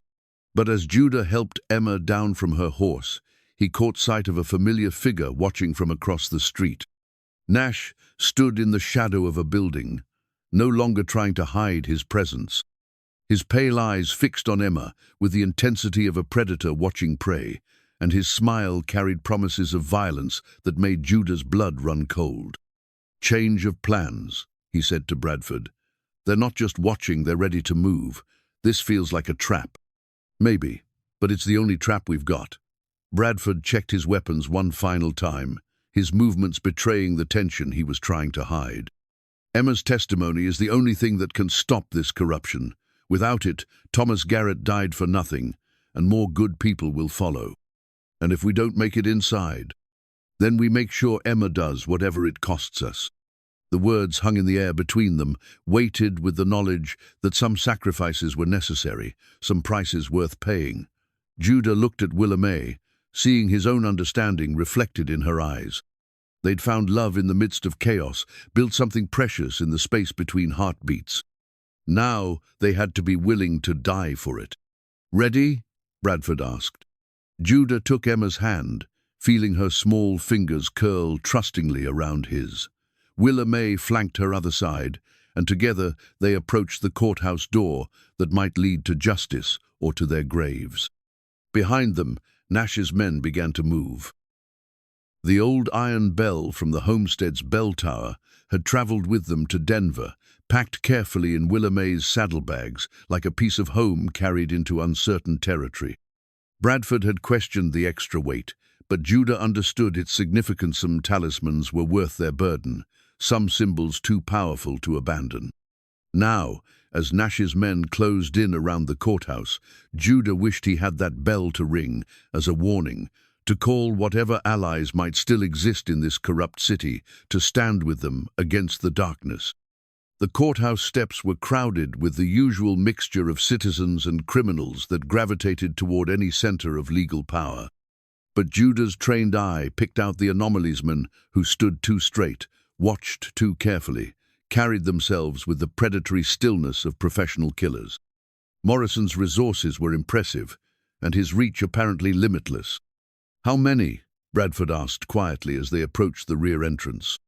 "Dozen, maybe more, positioned to cover all the exits." Judah's voice carried the calm precision of a man assessing battlefield conditions. "They're not trying to hide anymore. This is meant to be a public demonstration. Show the territory what happens to people who cross certain interests." Emma walked between them, her small hand clasped in Judah's larger one, her wooden doll tucked under her free arm. She'd grown quieter as they entered the city, as if sensing the weight of adult tensions settling around her like storm clouds.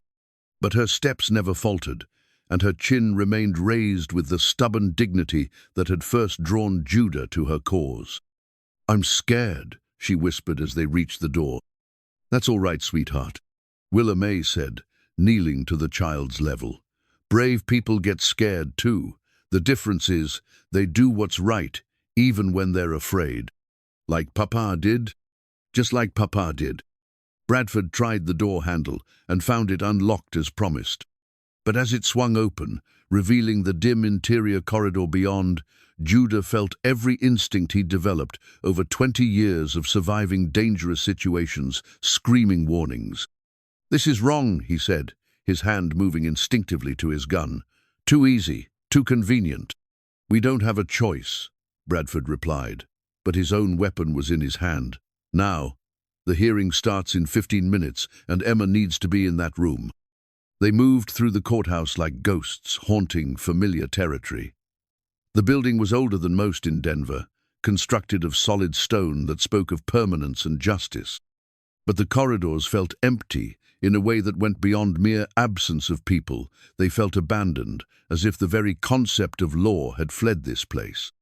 The committee room was on the third floor, accessible by a narrow staircase that would be easy to defend but equally easy to trap someone in. As they climbed, their footsteps echoing in the enclosed space, Judah found himself thinking of other staircases, other climbs toward uncertain fates. The war had taught him that some ground was worth holding regardless of cost, and some heights were worth reaching even if you never came back down. At the second-floor landing, they encountered their first real opposition. 3 men waited in the corridor, not bothering to hide their intentions. They wore the kind of expensive suits that marked them as more than simple gunmen. These were Morrison's inner circle, men who combined political influence with a willingness to personally handle the violent work their positions required.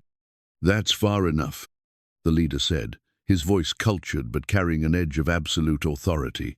"The child comes with us. The rest of you can walk away and pretend this never happened." "I don't think so," Judah replied calmly, positioning himself between the men and Emma. "Mr. Boone, isn't it? The famous war hero turned homesteader?" The man's smile was coldly amused. "Do you really think you can fight your way through an entire building full of armed men? Do you think your military training makes you invincible?" "No," Judah said honestly, "but I think you've made the same mistake a lot of men have made over the years. You think because you have more guns, more money, more political connections, that makes you better than the people you're trying to destroy. Doesn't it? Maybe.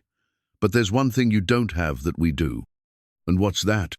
Something worth dying for." The words hung in the air for a heartbeat, and then the world exploded into violence.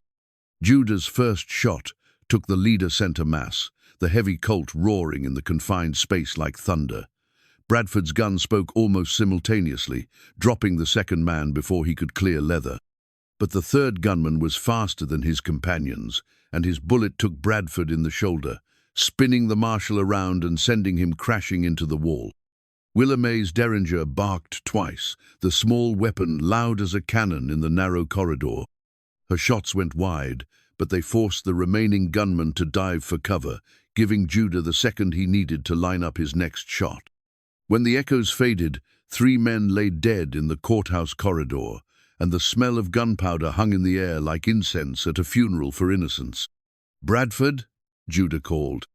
"Alive," the marshal gasped, clutching his wounded shoulder. "Bullet went through. I can still fight." But even as he spoke, the sound of running feet echoed from both ends of the corridor. More men were coming, too many to fight in this confined space with Emma to protect and Bradford wounded. "The committee room," Judah said. "We get Emma to the committee room and make our stand there." They climbed the final flight of stairs with desperate urgency, Emma's legs pumping to keep up despite her exhaustion and fear. Behind them, voices shouted orders and threats in equal measure. Ahead lay the promise of justice if they could reach it alive. The committee room door stood open, revealing a chamber that looked like something from a different world. Polished wood panels reflected lamplight, creating an atmosphere of dignity and deliberation that seemed impossible given the violence raging just outside. 3 men in formal attire sat behind a curved desk, their faces grave with the knowledge of what was at stake. "Senator Williams," Bradford gasped as they stumbled into the room. "Marshal Bradford, we've been expecting you." The chairman was a man in his 60s, with silver hair and eyes that had seen enough of politics to value truth when it appeared. "Is this the child?" "Emma Garrett," Bradford confirmed, "daughter of Agent Thomas Garrett, witness to his murder." "And those gunshots we heard?" "Morrison's people. They're trying to stop her from testifying." Senator Williams stood, his expression hardening into something that suggested he hadn't survived 3 decades in politics by being weak when strength was required. "Then we'd better get her testimony recorded before they try again." But even as he spoke, the sound of footsteps in the corridor outside grew louder, more organized. Nash's voice could be heard giving orders, positioning men to cover every possible escape route. "They're surrounding the building," Judah said, moving to the window and peering down at the street below. "More men outside than we saw before. This isn't just about stopping Emma anymore. They're planning to kill everyone who's heard her story." Emma tugged on his sleeve, her young face serious with the weight of adult understanding. "Uncle Judah, if I tell what I saw, will it really stop the bad men?" He knelt beside her, seeing courage in her eyes that humbled him. "Yes, sweetheart, it will stop them. But you don't have to." "Yes, I do," she interrupted with the matter-of-fact certainty of a child who'd made peace with necessity. "Papa died trying to stop them. I can't let that be for nothing." The door to the committee room slammed shut as Nash's men reached the corridor outside. But Emma Catherine Garrett, 8 years old and braver than most adults would ever be, walked calmly to the witness chair and began to speak the truth that would either save them all or see them die together in the name of justice. The widow's shotgun had belonged to Wilhelm Garrett, but it had become something more in Willa Mae's handsaw, symbol of transformation from victim to warrior, from the woman who'd wept on the homestead steps to the one who now stood between evil and innocence with steel in her spine and fire in her eyes. Emma's voice filled the committee room with the clear, unwavering testimony of a child who'd seen too much but refused to let fear silence the truth. She told them about the night her father died, about the men who'd come in darkness, about the badges they wore and the names they'd used when they thought no one was listening. "The man with the pale eyes," he called the other one. "Senator Morrison," she said, her small voice carrying across the room with the weight of absolute certainty. "And Senator Morrison said Papa shouldn't have been so curious about the railroad contracts." Senator Williams leaned forward, his face grave with the implications of her words. "Emma, are you certain that's what you heard? Senator Morrison specifically?" "Yes, sir. And he said there were judges who owed him favors and marshals who knew better than to ask questions about missing people." The committee stenographer's fingers flew across his recording machine, capturing every word of testimony that would either bring down a corrupt network or die with them in this room. Outside, Nash's men had begun testing the door, their voices growing more urgent as they realized what was happening inside. Bradford, his wounded shoulder bound with strips torn from Willa Mae's petticoat, positioned himself at the room's main window with his rifle ready. "They're bringing up something heavy," he reported. "Looks like they plan to break down the door." "How long do we have?" Judah asked. "Minutes, maybe less." Judah looked around the room, taking inventory of their defensive positions and resources. 3 windows, 1 door, 5 adults and 1 child against at least a dozen armed men who were willing to commit mass murder to keep their secrets safe. The mathematics of survival were brutal and unforgiving.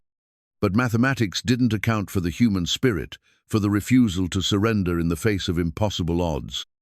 And mathematics certainly didn't account for love strong enough to transform ordinary people into something approaching heroes. "Senator," Judah said, "how much more do you need from Emma?"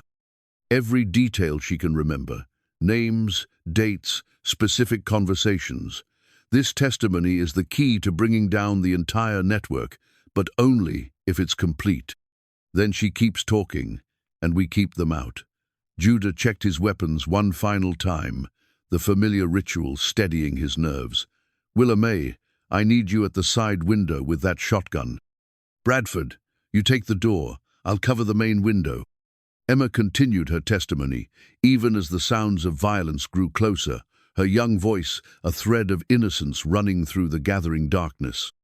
She told them about documents her father had hidden, about meetings in hotel rooms where maps were spread and money changed hands, about the systematic corruption that had turned the territorial government into a criminal enterprise. The door shuddered under the impact of something heavy, a battering ram, probably, or maybe just men with sledgehammers, and the desperation that comes from knowing failure meant exposure and ruin. Wood splintered around the hinges, and Judah could hear Nash shouting orders on the other side. "They're coming up the fire escape," Willa May called from her position at the side window. "How many?" 3, maybe 4, armed with rifles.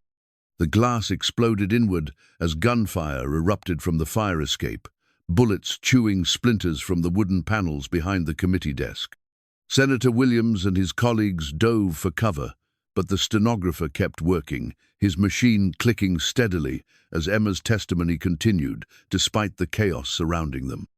Willa Mae's shotgun roared, the heavy charge of buckshot sweeping the fire escape clean of attackers. But more were coming up behind them, and the door was beginning to give way under the sustained assault. "Emma," Senator Williams called from behind his overturned desk, "tell us about the railroad contracts. What did your father discover?" "He found papers that showed the contracts going to companies that didn't exist," Emma replied, her voice steady despite the gunfire around her. "And the money for building the railroads was being sent to banks in San Francisco, but no railroads were being built. It was brilliant in its simplicity, federal money allocated for territorial development, but diverted into private accounts, while the infrastructure projects remained nothing but lines on fraudulent maps.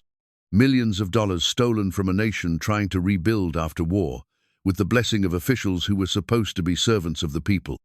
The door finally gave way with a crash that seemed to shake the entire building.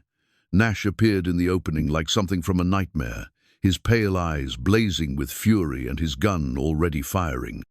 His bullet took a chunk out of the wall inches from Judah's head, close enough that he could feel the heat of its passing.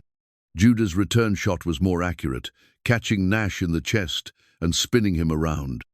But the man was tough as rawhide, and twice as mean. He stayed on his feet and kept shooting, his bullets forcing everyone in the room to stay low while his men poured through the broken doorway behind him. "The witness list," Emma said, still speaking to the committee even as violence raged around her. "Papa had a list of people who were going to testify against the bad men, but they all died before they could talk to anyone." Bradford's rifle cracked from his position by the window, and one of Nash's men crumpled to the floor.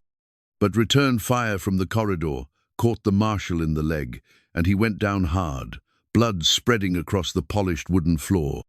Willa May moved from her window position, the widow's shotgun in her hands like an instrument of divine justice. She'd lost one husband to violence and poverty, watched helplessly as the world tried to break her spirit. But she wouldn't lose this family. Not Emma, not Judah, not the future they'd built from hope and determination.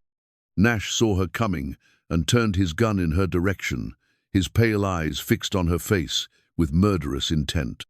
But Willa May had been preparing for this moment since the first day she'd held a weapon, and her shot was perfect.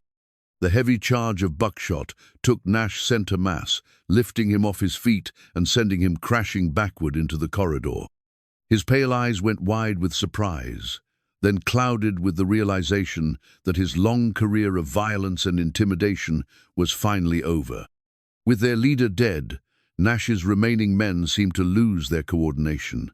Some fled down the corridor, unwilling to die for causes they didn't fully understand. Others pressed forward, driven by desperation or loyalty to paymasters who wouldn't protect them if they failed. But the tide had turned. Emma's testimony was complete and recorded, the truth finally spoken in a place where it could do some good. And the people who'd fought to protect that truth had proven that courage and love could triumph over corruption and violence, even when the odds seemed impossible. The widow's shotgun had belonged to Wilhelm Garrett, but it had become something more in Willa Mae's hand, symbol of transformation from victim to warrior, from the woman who'd wept on the homestead steps to the one who now stood between evil and innocence, with steel in her spine and fire in her eyes. Emma's voice filled the committee room with the clear, unwavering testimony of a child who'd seen too much but refused to let fear silence the truth. She told them about the night her father died, about the men who'd come in darkness, about the badges they wore, and the names they'd used when they thought no one was listening. The man with the pale eyes, he called the other one, Senator Morrison, she said, her small voice carrying across the room with the weight of absolute certainty. And Senator Morrison said Papa shouldn't have been so curious about the railroad contracts. Senator Williams leaned forward, his face grave with the implications of her words. "Emma, are you certain that's what you heard? Senator Morrison specifically?" "Yes, sir. And he said there were judges who owed him favors and marshals who knew better than to ask questions about missing people." The committee stenographer's fingers flew across his recording machine, capturing every word of testimony that would either bring down a corrupt network or die with them in this room. Outside, Nash's men had begun testing the door, their voices growing more urgent as they realized what was happening inside. Bradford, his wounded shoulder bound with strips torn from Willa May's petticoat, positioned himself at the room's main window with his rifle ready. "They're bringing up something heavy," he reported. "Looks like they plan to break down the door." "How long do we have?" Judah asked. "Minutes, maybe less." Judah looked around the room, taking inventory of their defensive positions and resources. 3 windows, 1 door, 5 adults and 1 child against at least a dozen armed men who were willing to commit mass murder to keep their secrets safe. The mathematics of survival were brutal and unforgiving. But mathematics didn't account for the human spirit, for the refusal to surrender in the face of impossible odds. And mathematics certainly didn't account for love strong enough to transform ordinary people into something approaching heroes. "Senator," Judah said, "how much more do you need from Emma?" "Every detail she can remember. Names, dates, specific conversations.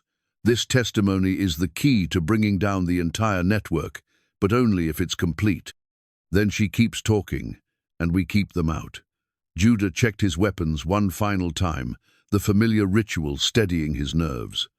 "Willa May, I need you at the side window with that shotgun. Bradford, you take the door. I'll cover the main window."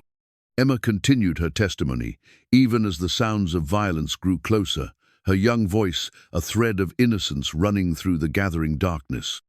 She told them about documents her father had hidden, about meetings in hotel rooms where maps were spread and money changed hands, about the systematic corruption that had turned the territorial government into a criminal enterprise. The door shuddered under the impact of something heavy, a battering ram, probably, or maybe just men with sledgehammers, and the desperation that comes from knowing failure meant exposure and ruin.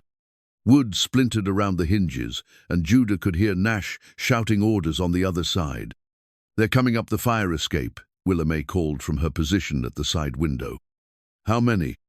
3, maybe 4, armed with rifles. The glass exploded inward as gunfire erupted from the fire escape, bullets chewing splinters from the wooden panels behind the committee desk. Senator Williams and his colleagues dove for cover, but the stenographer kept working, his machine clicking steadily as Emma's testimony continued, despite the chaos surrounding them. Willa May's shotgun roared, the heavy charge of buckshot sweeping the fire escape clean of attackers. But more were coming up behind them, and the door was beginning to give way under the sustained assault. "Emma," Senator Williams called from behind his overturned desk. "Tell us about the railroad contracts. What did your father discover?" "He found papers that showed the contracts going to companies that didn't exist," Emma replied, her voice steady despite the gunfire around her. "And the money for building the railroads was being sent to banks in San Francisco, but no railroads were being built. It was brilliant in its simplicity, federal money allocated for territorial development, but diverted into private accounts, while the infrastructure projects remained nothing but lines on fraudulent maps. Millions of dollars stolen from a nation trying to rebuild after war, with the blessing of officials who were supposed to be servants of the people." The door finally gave way with a crash that seemed to shake the entire building. Nash appeared in the opening like something from a nightmare, his pale eyes blazing with fury and his gun already firing. His bullet took a chunk out of the wall inches from Judah's head, close enough that he could feel the heat of its passing. Judah's return shot was more accurate, catching Nash in the chest and spinning him around. But the man was tough as rawhide and twice as mean. He stayed on his feet and kept shooting, his bullets forcing everyone in the room to stay low while his men poured through the broken doorway behind him. "The witness list," Emma said, still speaking to the committee even as violence raged around her. "Papa had a list of people who were going to testify against the bad men. But they all died before they could talk to anyone." Bradford's rifle cracked from his position by the window, and one of Nash's men crumpled to the floor. But return fire from the corridor caught the marshal in the leg, and he went down hard, blood spreading across the polished wooden floor. Willa May moved from her window position, the widow's shotgun in her hands, like an instrument of divine justice. She'd lost one husband to violence and poverty, watched helplessly as the world tried to break her spirit. But she wouldn't lose this family. Not Emma, not Judah, not the future they'd built from hope and determination. Nash saw her coming and turned his gun in her direction, his pale eyes fixed on her face with murderous intent. But Willa May had been preparing for this moment since the first day she'd held a weapon, and her shot was perfect. The heavy charge of buckshot took Nash center mass, lifting him off his feet and sending him crashing backward into the corridor. His pale eyes went wide with surprise, then clouded with the realization that his long career of violence and intimidation was finally over. With their leader dead, Nash's remaining men seemed to lose their coordination. Some fled down the corridor, unwilling to die for causes they didn't fully understand. Others pressed forward, driven by desperation or loyalty to paymasters who wouldn't protect them if they failed. But the tide had turned. Emma's testimony was complete and recorded, the truth finally spoken in a place where it could do some good.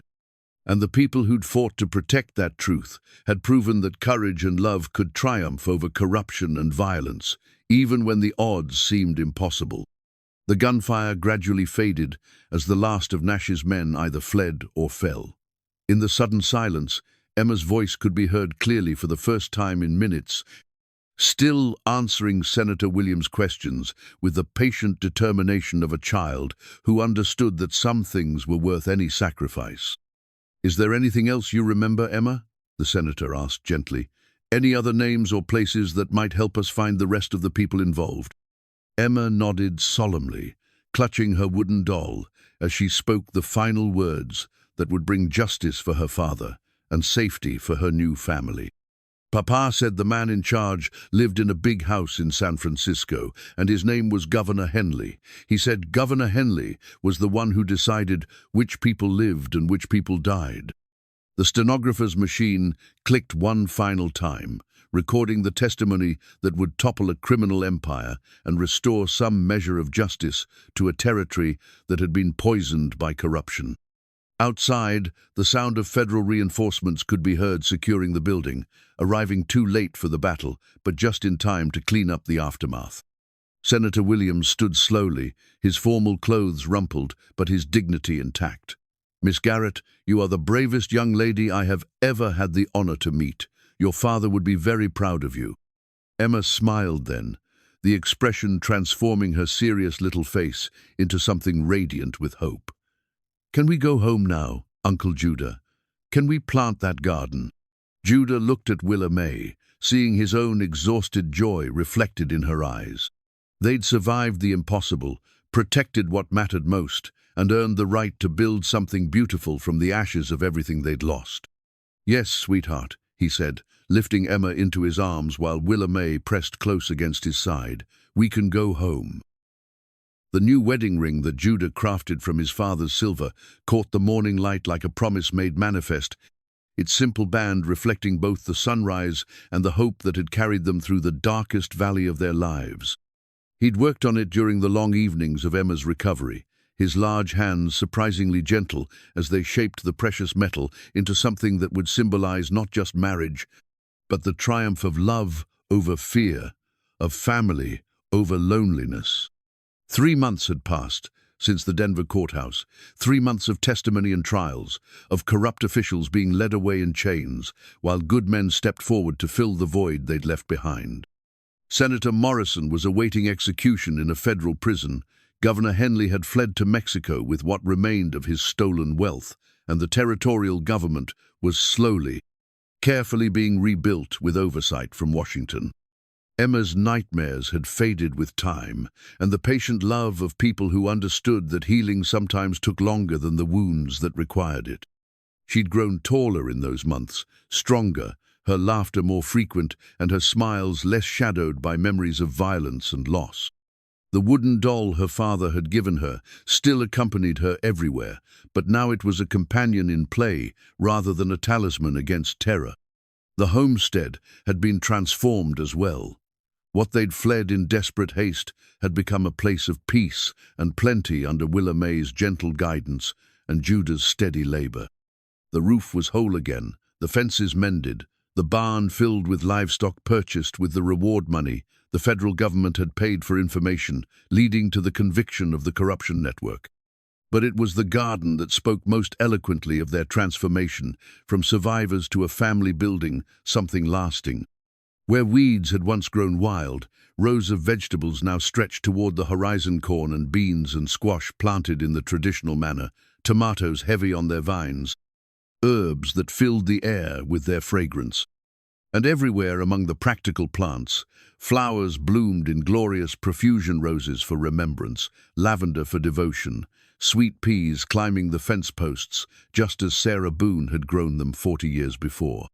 Emma knelt among the flowers now, her small hands gentle as she gathered blooms for the wedding bouquet. She'd insisted on helping with every aspect of the ceremony, from choosing the hymns to decorating the little church in town where they would speak their vows. Her enthusiasm had been infectious, drawing the whole community into the celebration of something that felt like a victory not just for the bride and groom, but for the very idea that good things could still happen in a world that often seemed determined to crush hope. "Uncle Judah," she called, her voice bright with excitement. "Are you ready to marry Aunt Willa?" He looked up from where he was adjusting his collar, his father's best shirt, carefully preserved and altered to fit his broader shoulders. "More ready than I've ever been for anything, sweetheart. Even more ready than when you went to war?"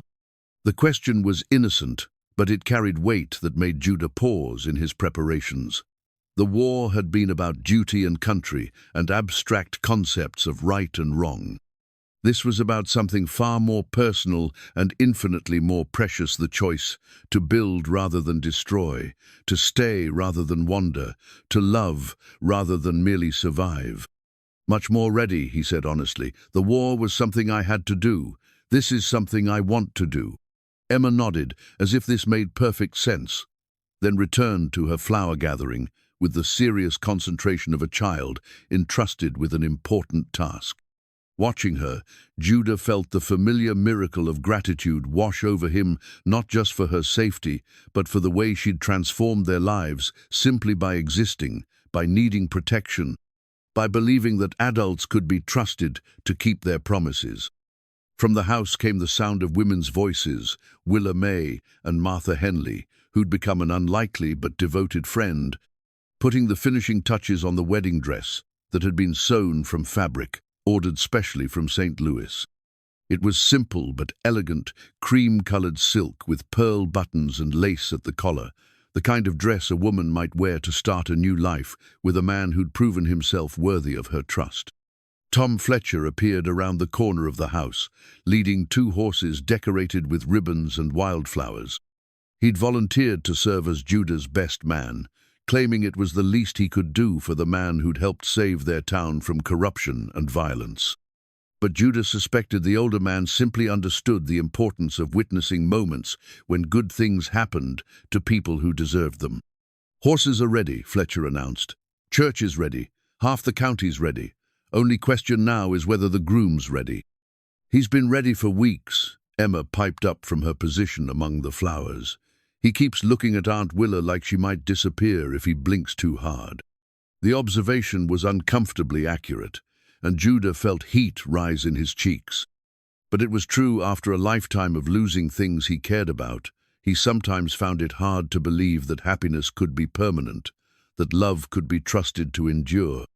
Willa May appeared in the doorway then, and all such doubts vanished like mist before the sun. She was beautiful in the way that transcended mere physical appearance, beautiful in her strength, her courage, her capacity to love a broken-down soldier and a traumatized child with equal devotion. The wedding dress transformed her into something radiant, but it was the joy in her eyes that took his breath away. "Well," she asked, smoothing the silk with nervous hands, "will I do?" "You'll more than do," Judah said, his voice rough with emotion. "You'll be perfect." The ride to town was a procession of happiness, with Emma on her own pony between them, chattering excitedly about everything and nothing, while Judah and Willa May exchanged glances that spoke of shared anticipation and quiet wonder. The countryside rolled past in all its autumn glory, golden grass bending in the breeze, cottonwoods dressed in yellow and orange, the sky so blue it seemed to go on forever. The church was packed with people who'd come not just to witness a wedding, but to celebrate the triumph of everything decent and hopeful in their small corner of the world. Doc Harrison was there, along with Jake Morrison and most of the other townspeople who'd stood with them during the darkest days. Even Marshal Bradford had made the journey from Denver, his arm still in a sling, but his presence a reminder that justice sometimes did prevail. Pastor Mackenzie, who'd known Judah's family since before the war, performed the ceremony with the quiet dignity that had made him beloved by 3 generations of frontier families. His words about love and commitment, about choosing to build something lasting in a world of temporary things, seemed to carry special weight in the context of everything they'd all survived together. Do you, Judah Thomas Boone, take this woman to be your lawfully wedded wife, to have and to hold, in good times and bad, in sickness and health, for richer or poorer, until death do you part? I do, Judah said, the words carrying the weight of absolute certainty. And do you, Willa May Garrett, take this man to be your lawfully wedded husband, to have and to hold, in good times and bad, in sickness and health, for richer or poorer, until death do you part? I do, she replied, her voice clear and strong. When Judah slipped the silver ring onto her finger, it seemed to catch fire in the light streaming through the church windows, becoming a circle of brightness that spoke of promises kept and futures earned through sacrifice and courage. And when they kissed to seal their union, Emma's delighted applause from the front pew was echoed by every person in the building. The reception was held in the churchyard, with tables groaning under the weight of food contributed by every family in the county. There was dancing to fiddle music, toasts with apple cider, and the kind of uncomplicated joy that comes from celebrating something purely good in the company of people who understand its value. As the sun set and the first stars appeared in the darkening sky, Judah found himself standing apart from the celebration, just watching, memorizing the sight of Willa May laughing with Martha Henley, of Emma teaching the younger children how to dance, of an entire community gathered in happiness around the family he'd never expected to have. Regrets? Tom Fletcher asked, joining him in his quiet observation. None, Judah replied honestly. For the first time in my life, no regrets at all. Good, because that little girl of yours is already making plans for the future. Heard her telling some of the other children about the school she wants to start, the books she's going to read, the places she wants to see when she's grown. Judah smiled, thinking of all the dreams Emma would have time to pursue, all the possibilities that stretched before her like an endless prairie waiting to be explored. She's got time for all of it now. Time to be a child, time to grow up safe, time to become whatever she wants to become. And you? What do you want to become? The question was simple, but the answer required consideration. For most of his adult life, Judah had defined himself by what he was leaving behind rather than what he was moving toward. He'd been a soldier, then a drifter, then a protector, always defined by circumstance rather than choice. But now, watching his wife and daughter celebrate the beginning of their new life together, he knew exactly what he wanted to become. A father, he said quietly. A husband, a man who plants gardens instead of graves, who builds things that last, who stays long enough to watch them grow. Fletcher nodded approvingly. Your parents would be proud. They built something good here, and you're carrying it forward. As if summoned by their conversation, Emma appeared at Judah's side, her dress slightly rumpled from dancing but her eyes bright with happiness. Papa, she said, testing the word that had become natural over the past months. Are you ready to go home? Home. Such a simple word for such a complex miracle. The homestead wasn't just a place, no, it was a promise made manifest, a dream built from love and determination, and the refusal to let evil triumph over good. Yes, sweetheart, he said, lifting her into his arms while Willa May joined them, still radiant in her wedding dress. "We're ready to go home." The ride back to the homestead was conducted in comfortable silence. The three of them lost in their own thoughts as the stars wheeled overhead and the prairie stretched endlessly around them. But when they crested the hill that gave the first clear view of their valley, Emma's excited voice broke the quiet. "Look, the lights are still on." She was right. Every window in the house glowed with warm lamplight, and lanterns hung from the porch posts like fallen stars. It was Martha's doing. Judah realized the older woman had insisted on preparing their homecoming, transforming their simple house into something that looked like a fairy tale illustration of home and happiness.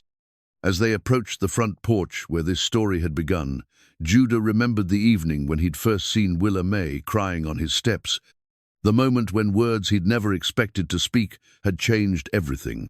The woman weeping in desperation had become his wife, the frightened child had become his daughter, and the lonely drifter had become a man with roots deep enough to weather any storm.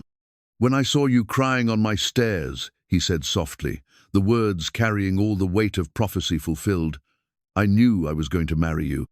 Willa May smiled, the expression radiant in the lamplight, "And I knew you were either crazy or the answer to prayers I was afraid to pray." "Which was it?" "Both," she said, standing on tiptoe to kiss him, while Emma giggled at their obvious affection. "Definitely both." As they walked through the door of their home, their real home, built on love and defended with courage, Judah felt the last of his old restlessness settle into peace. The wandering was over, the searching complete. He'd found what he'd spent a lifetime looking for, without knowing he was looking.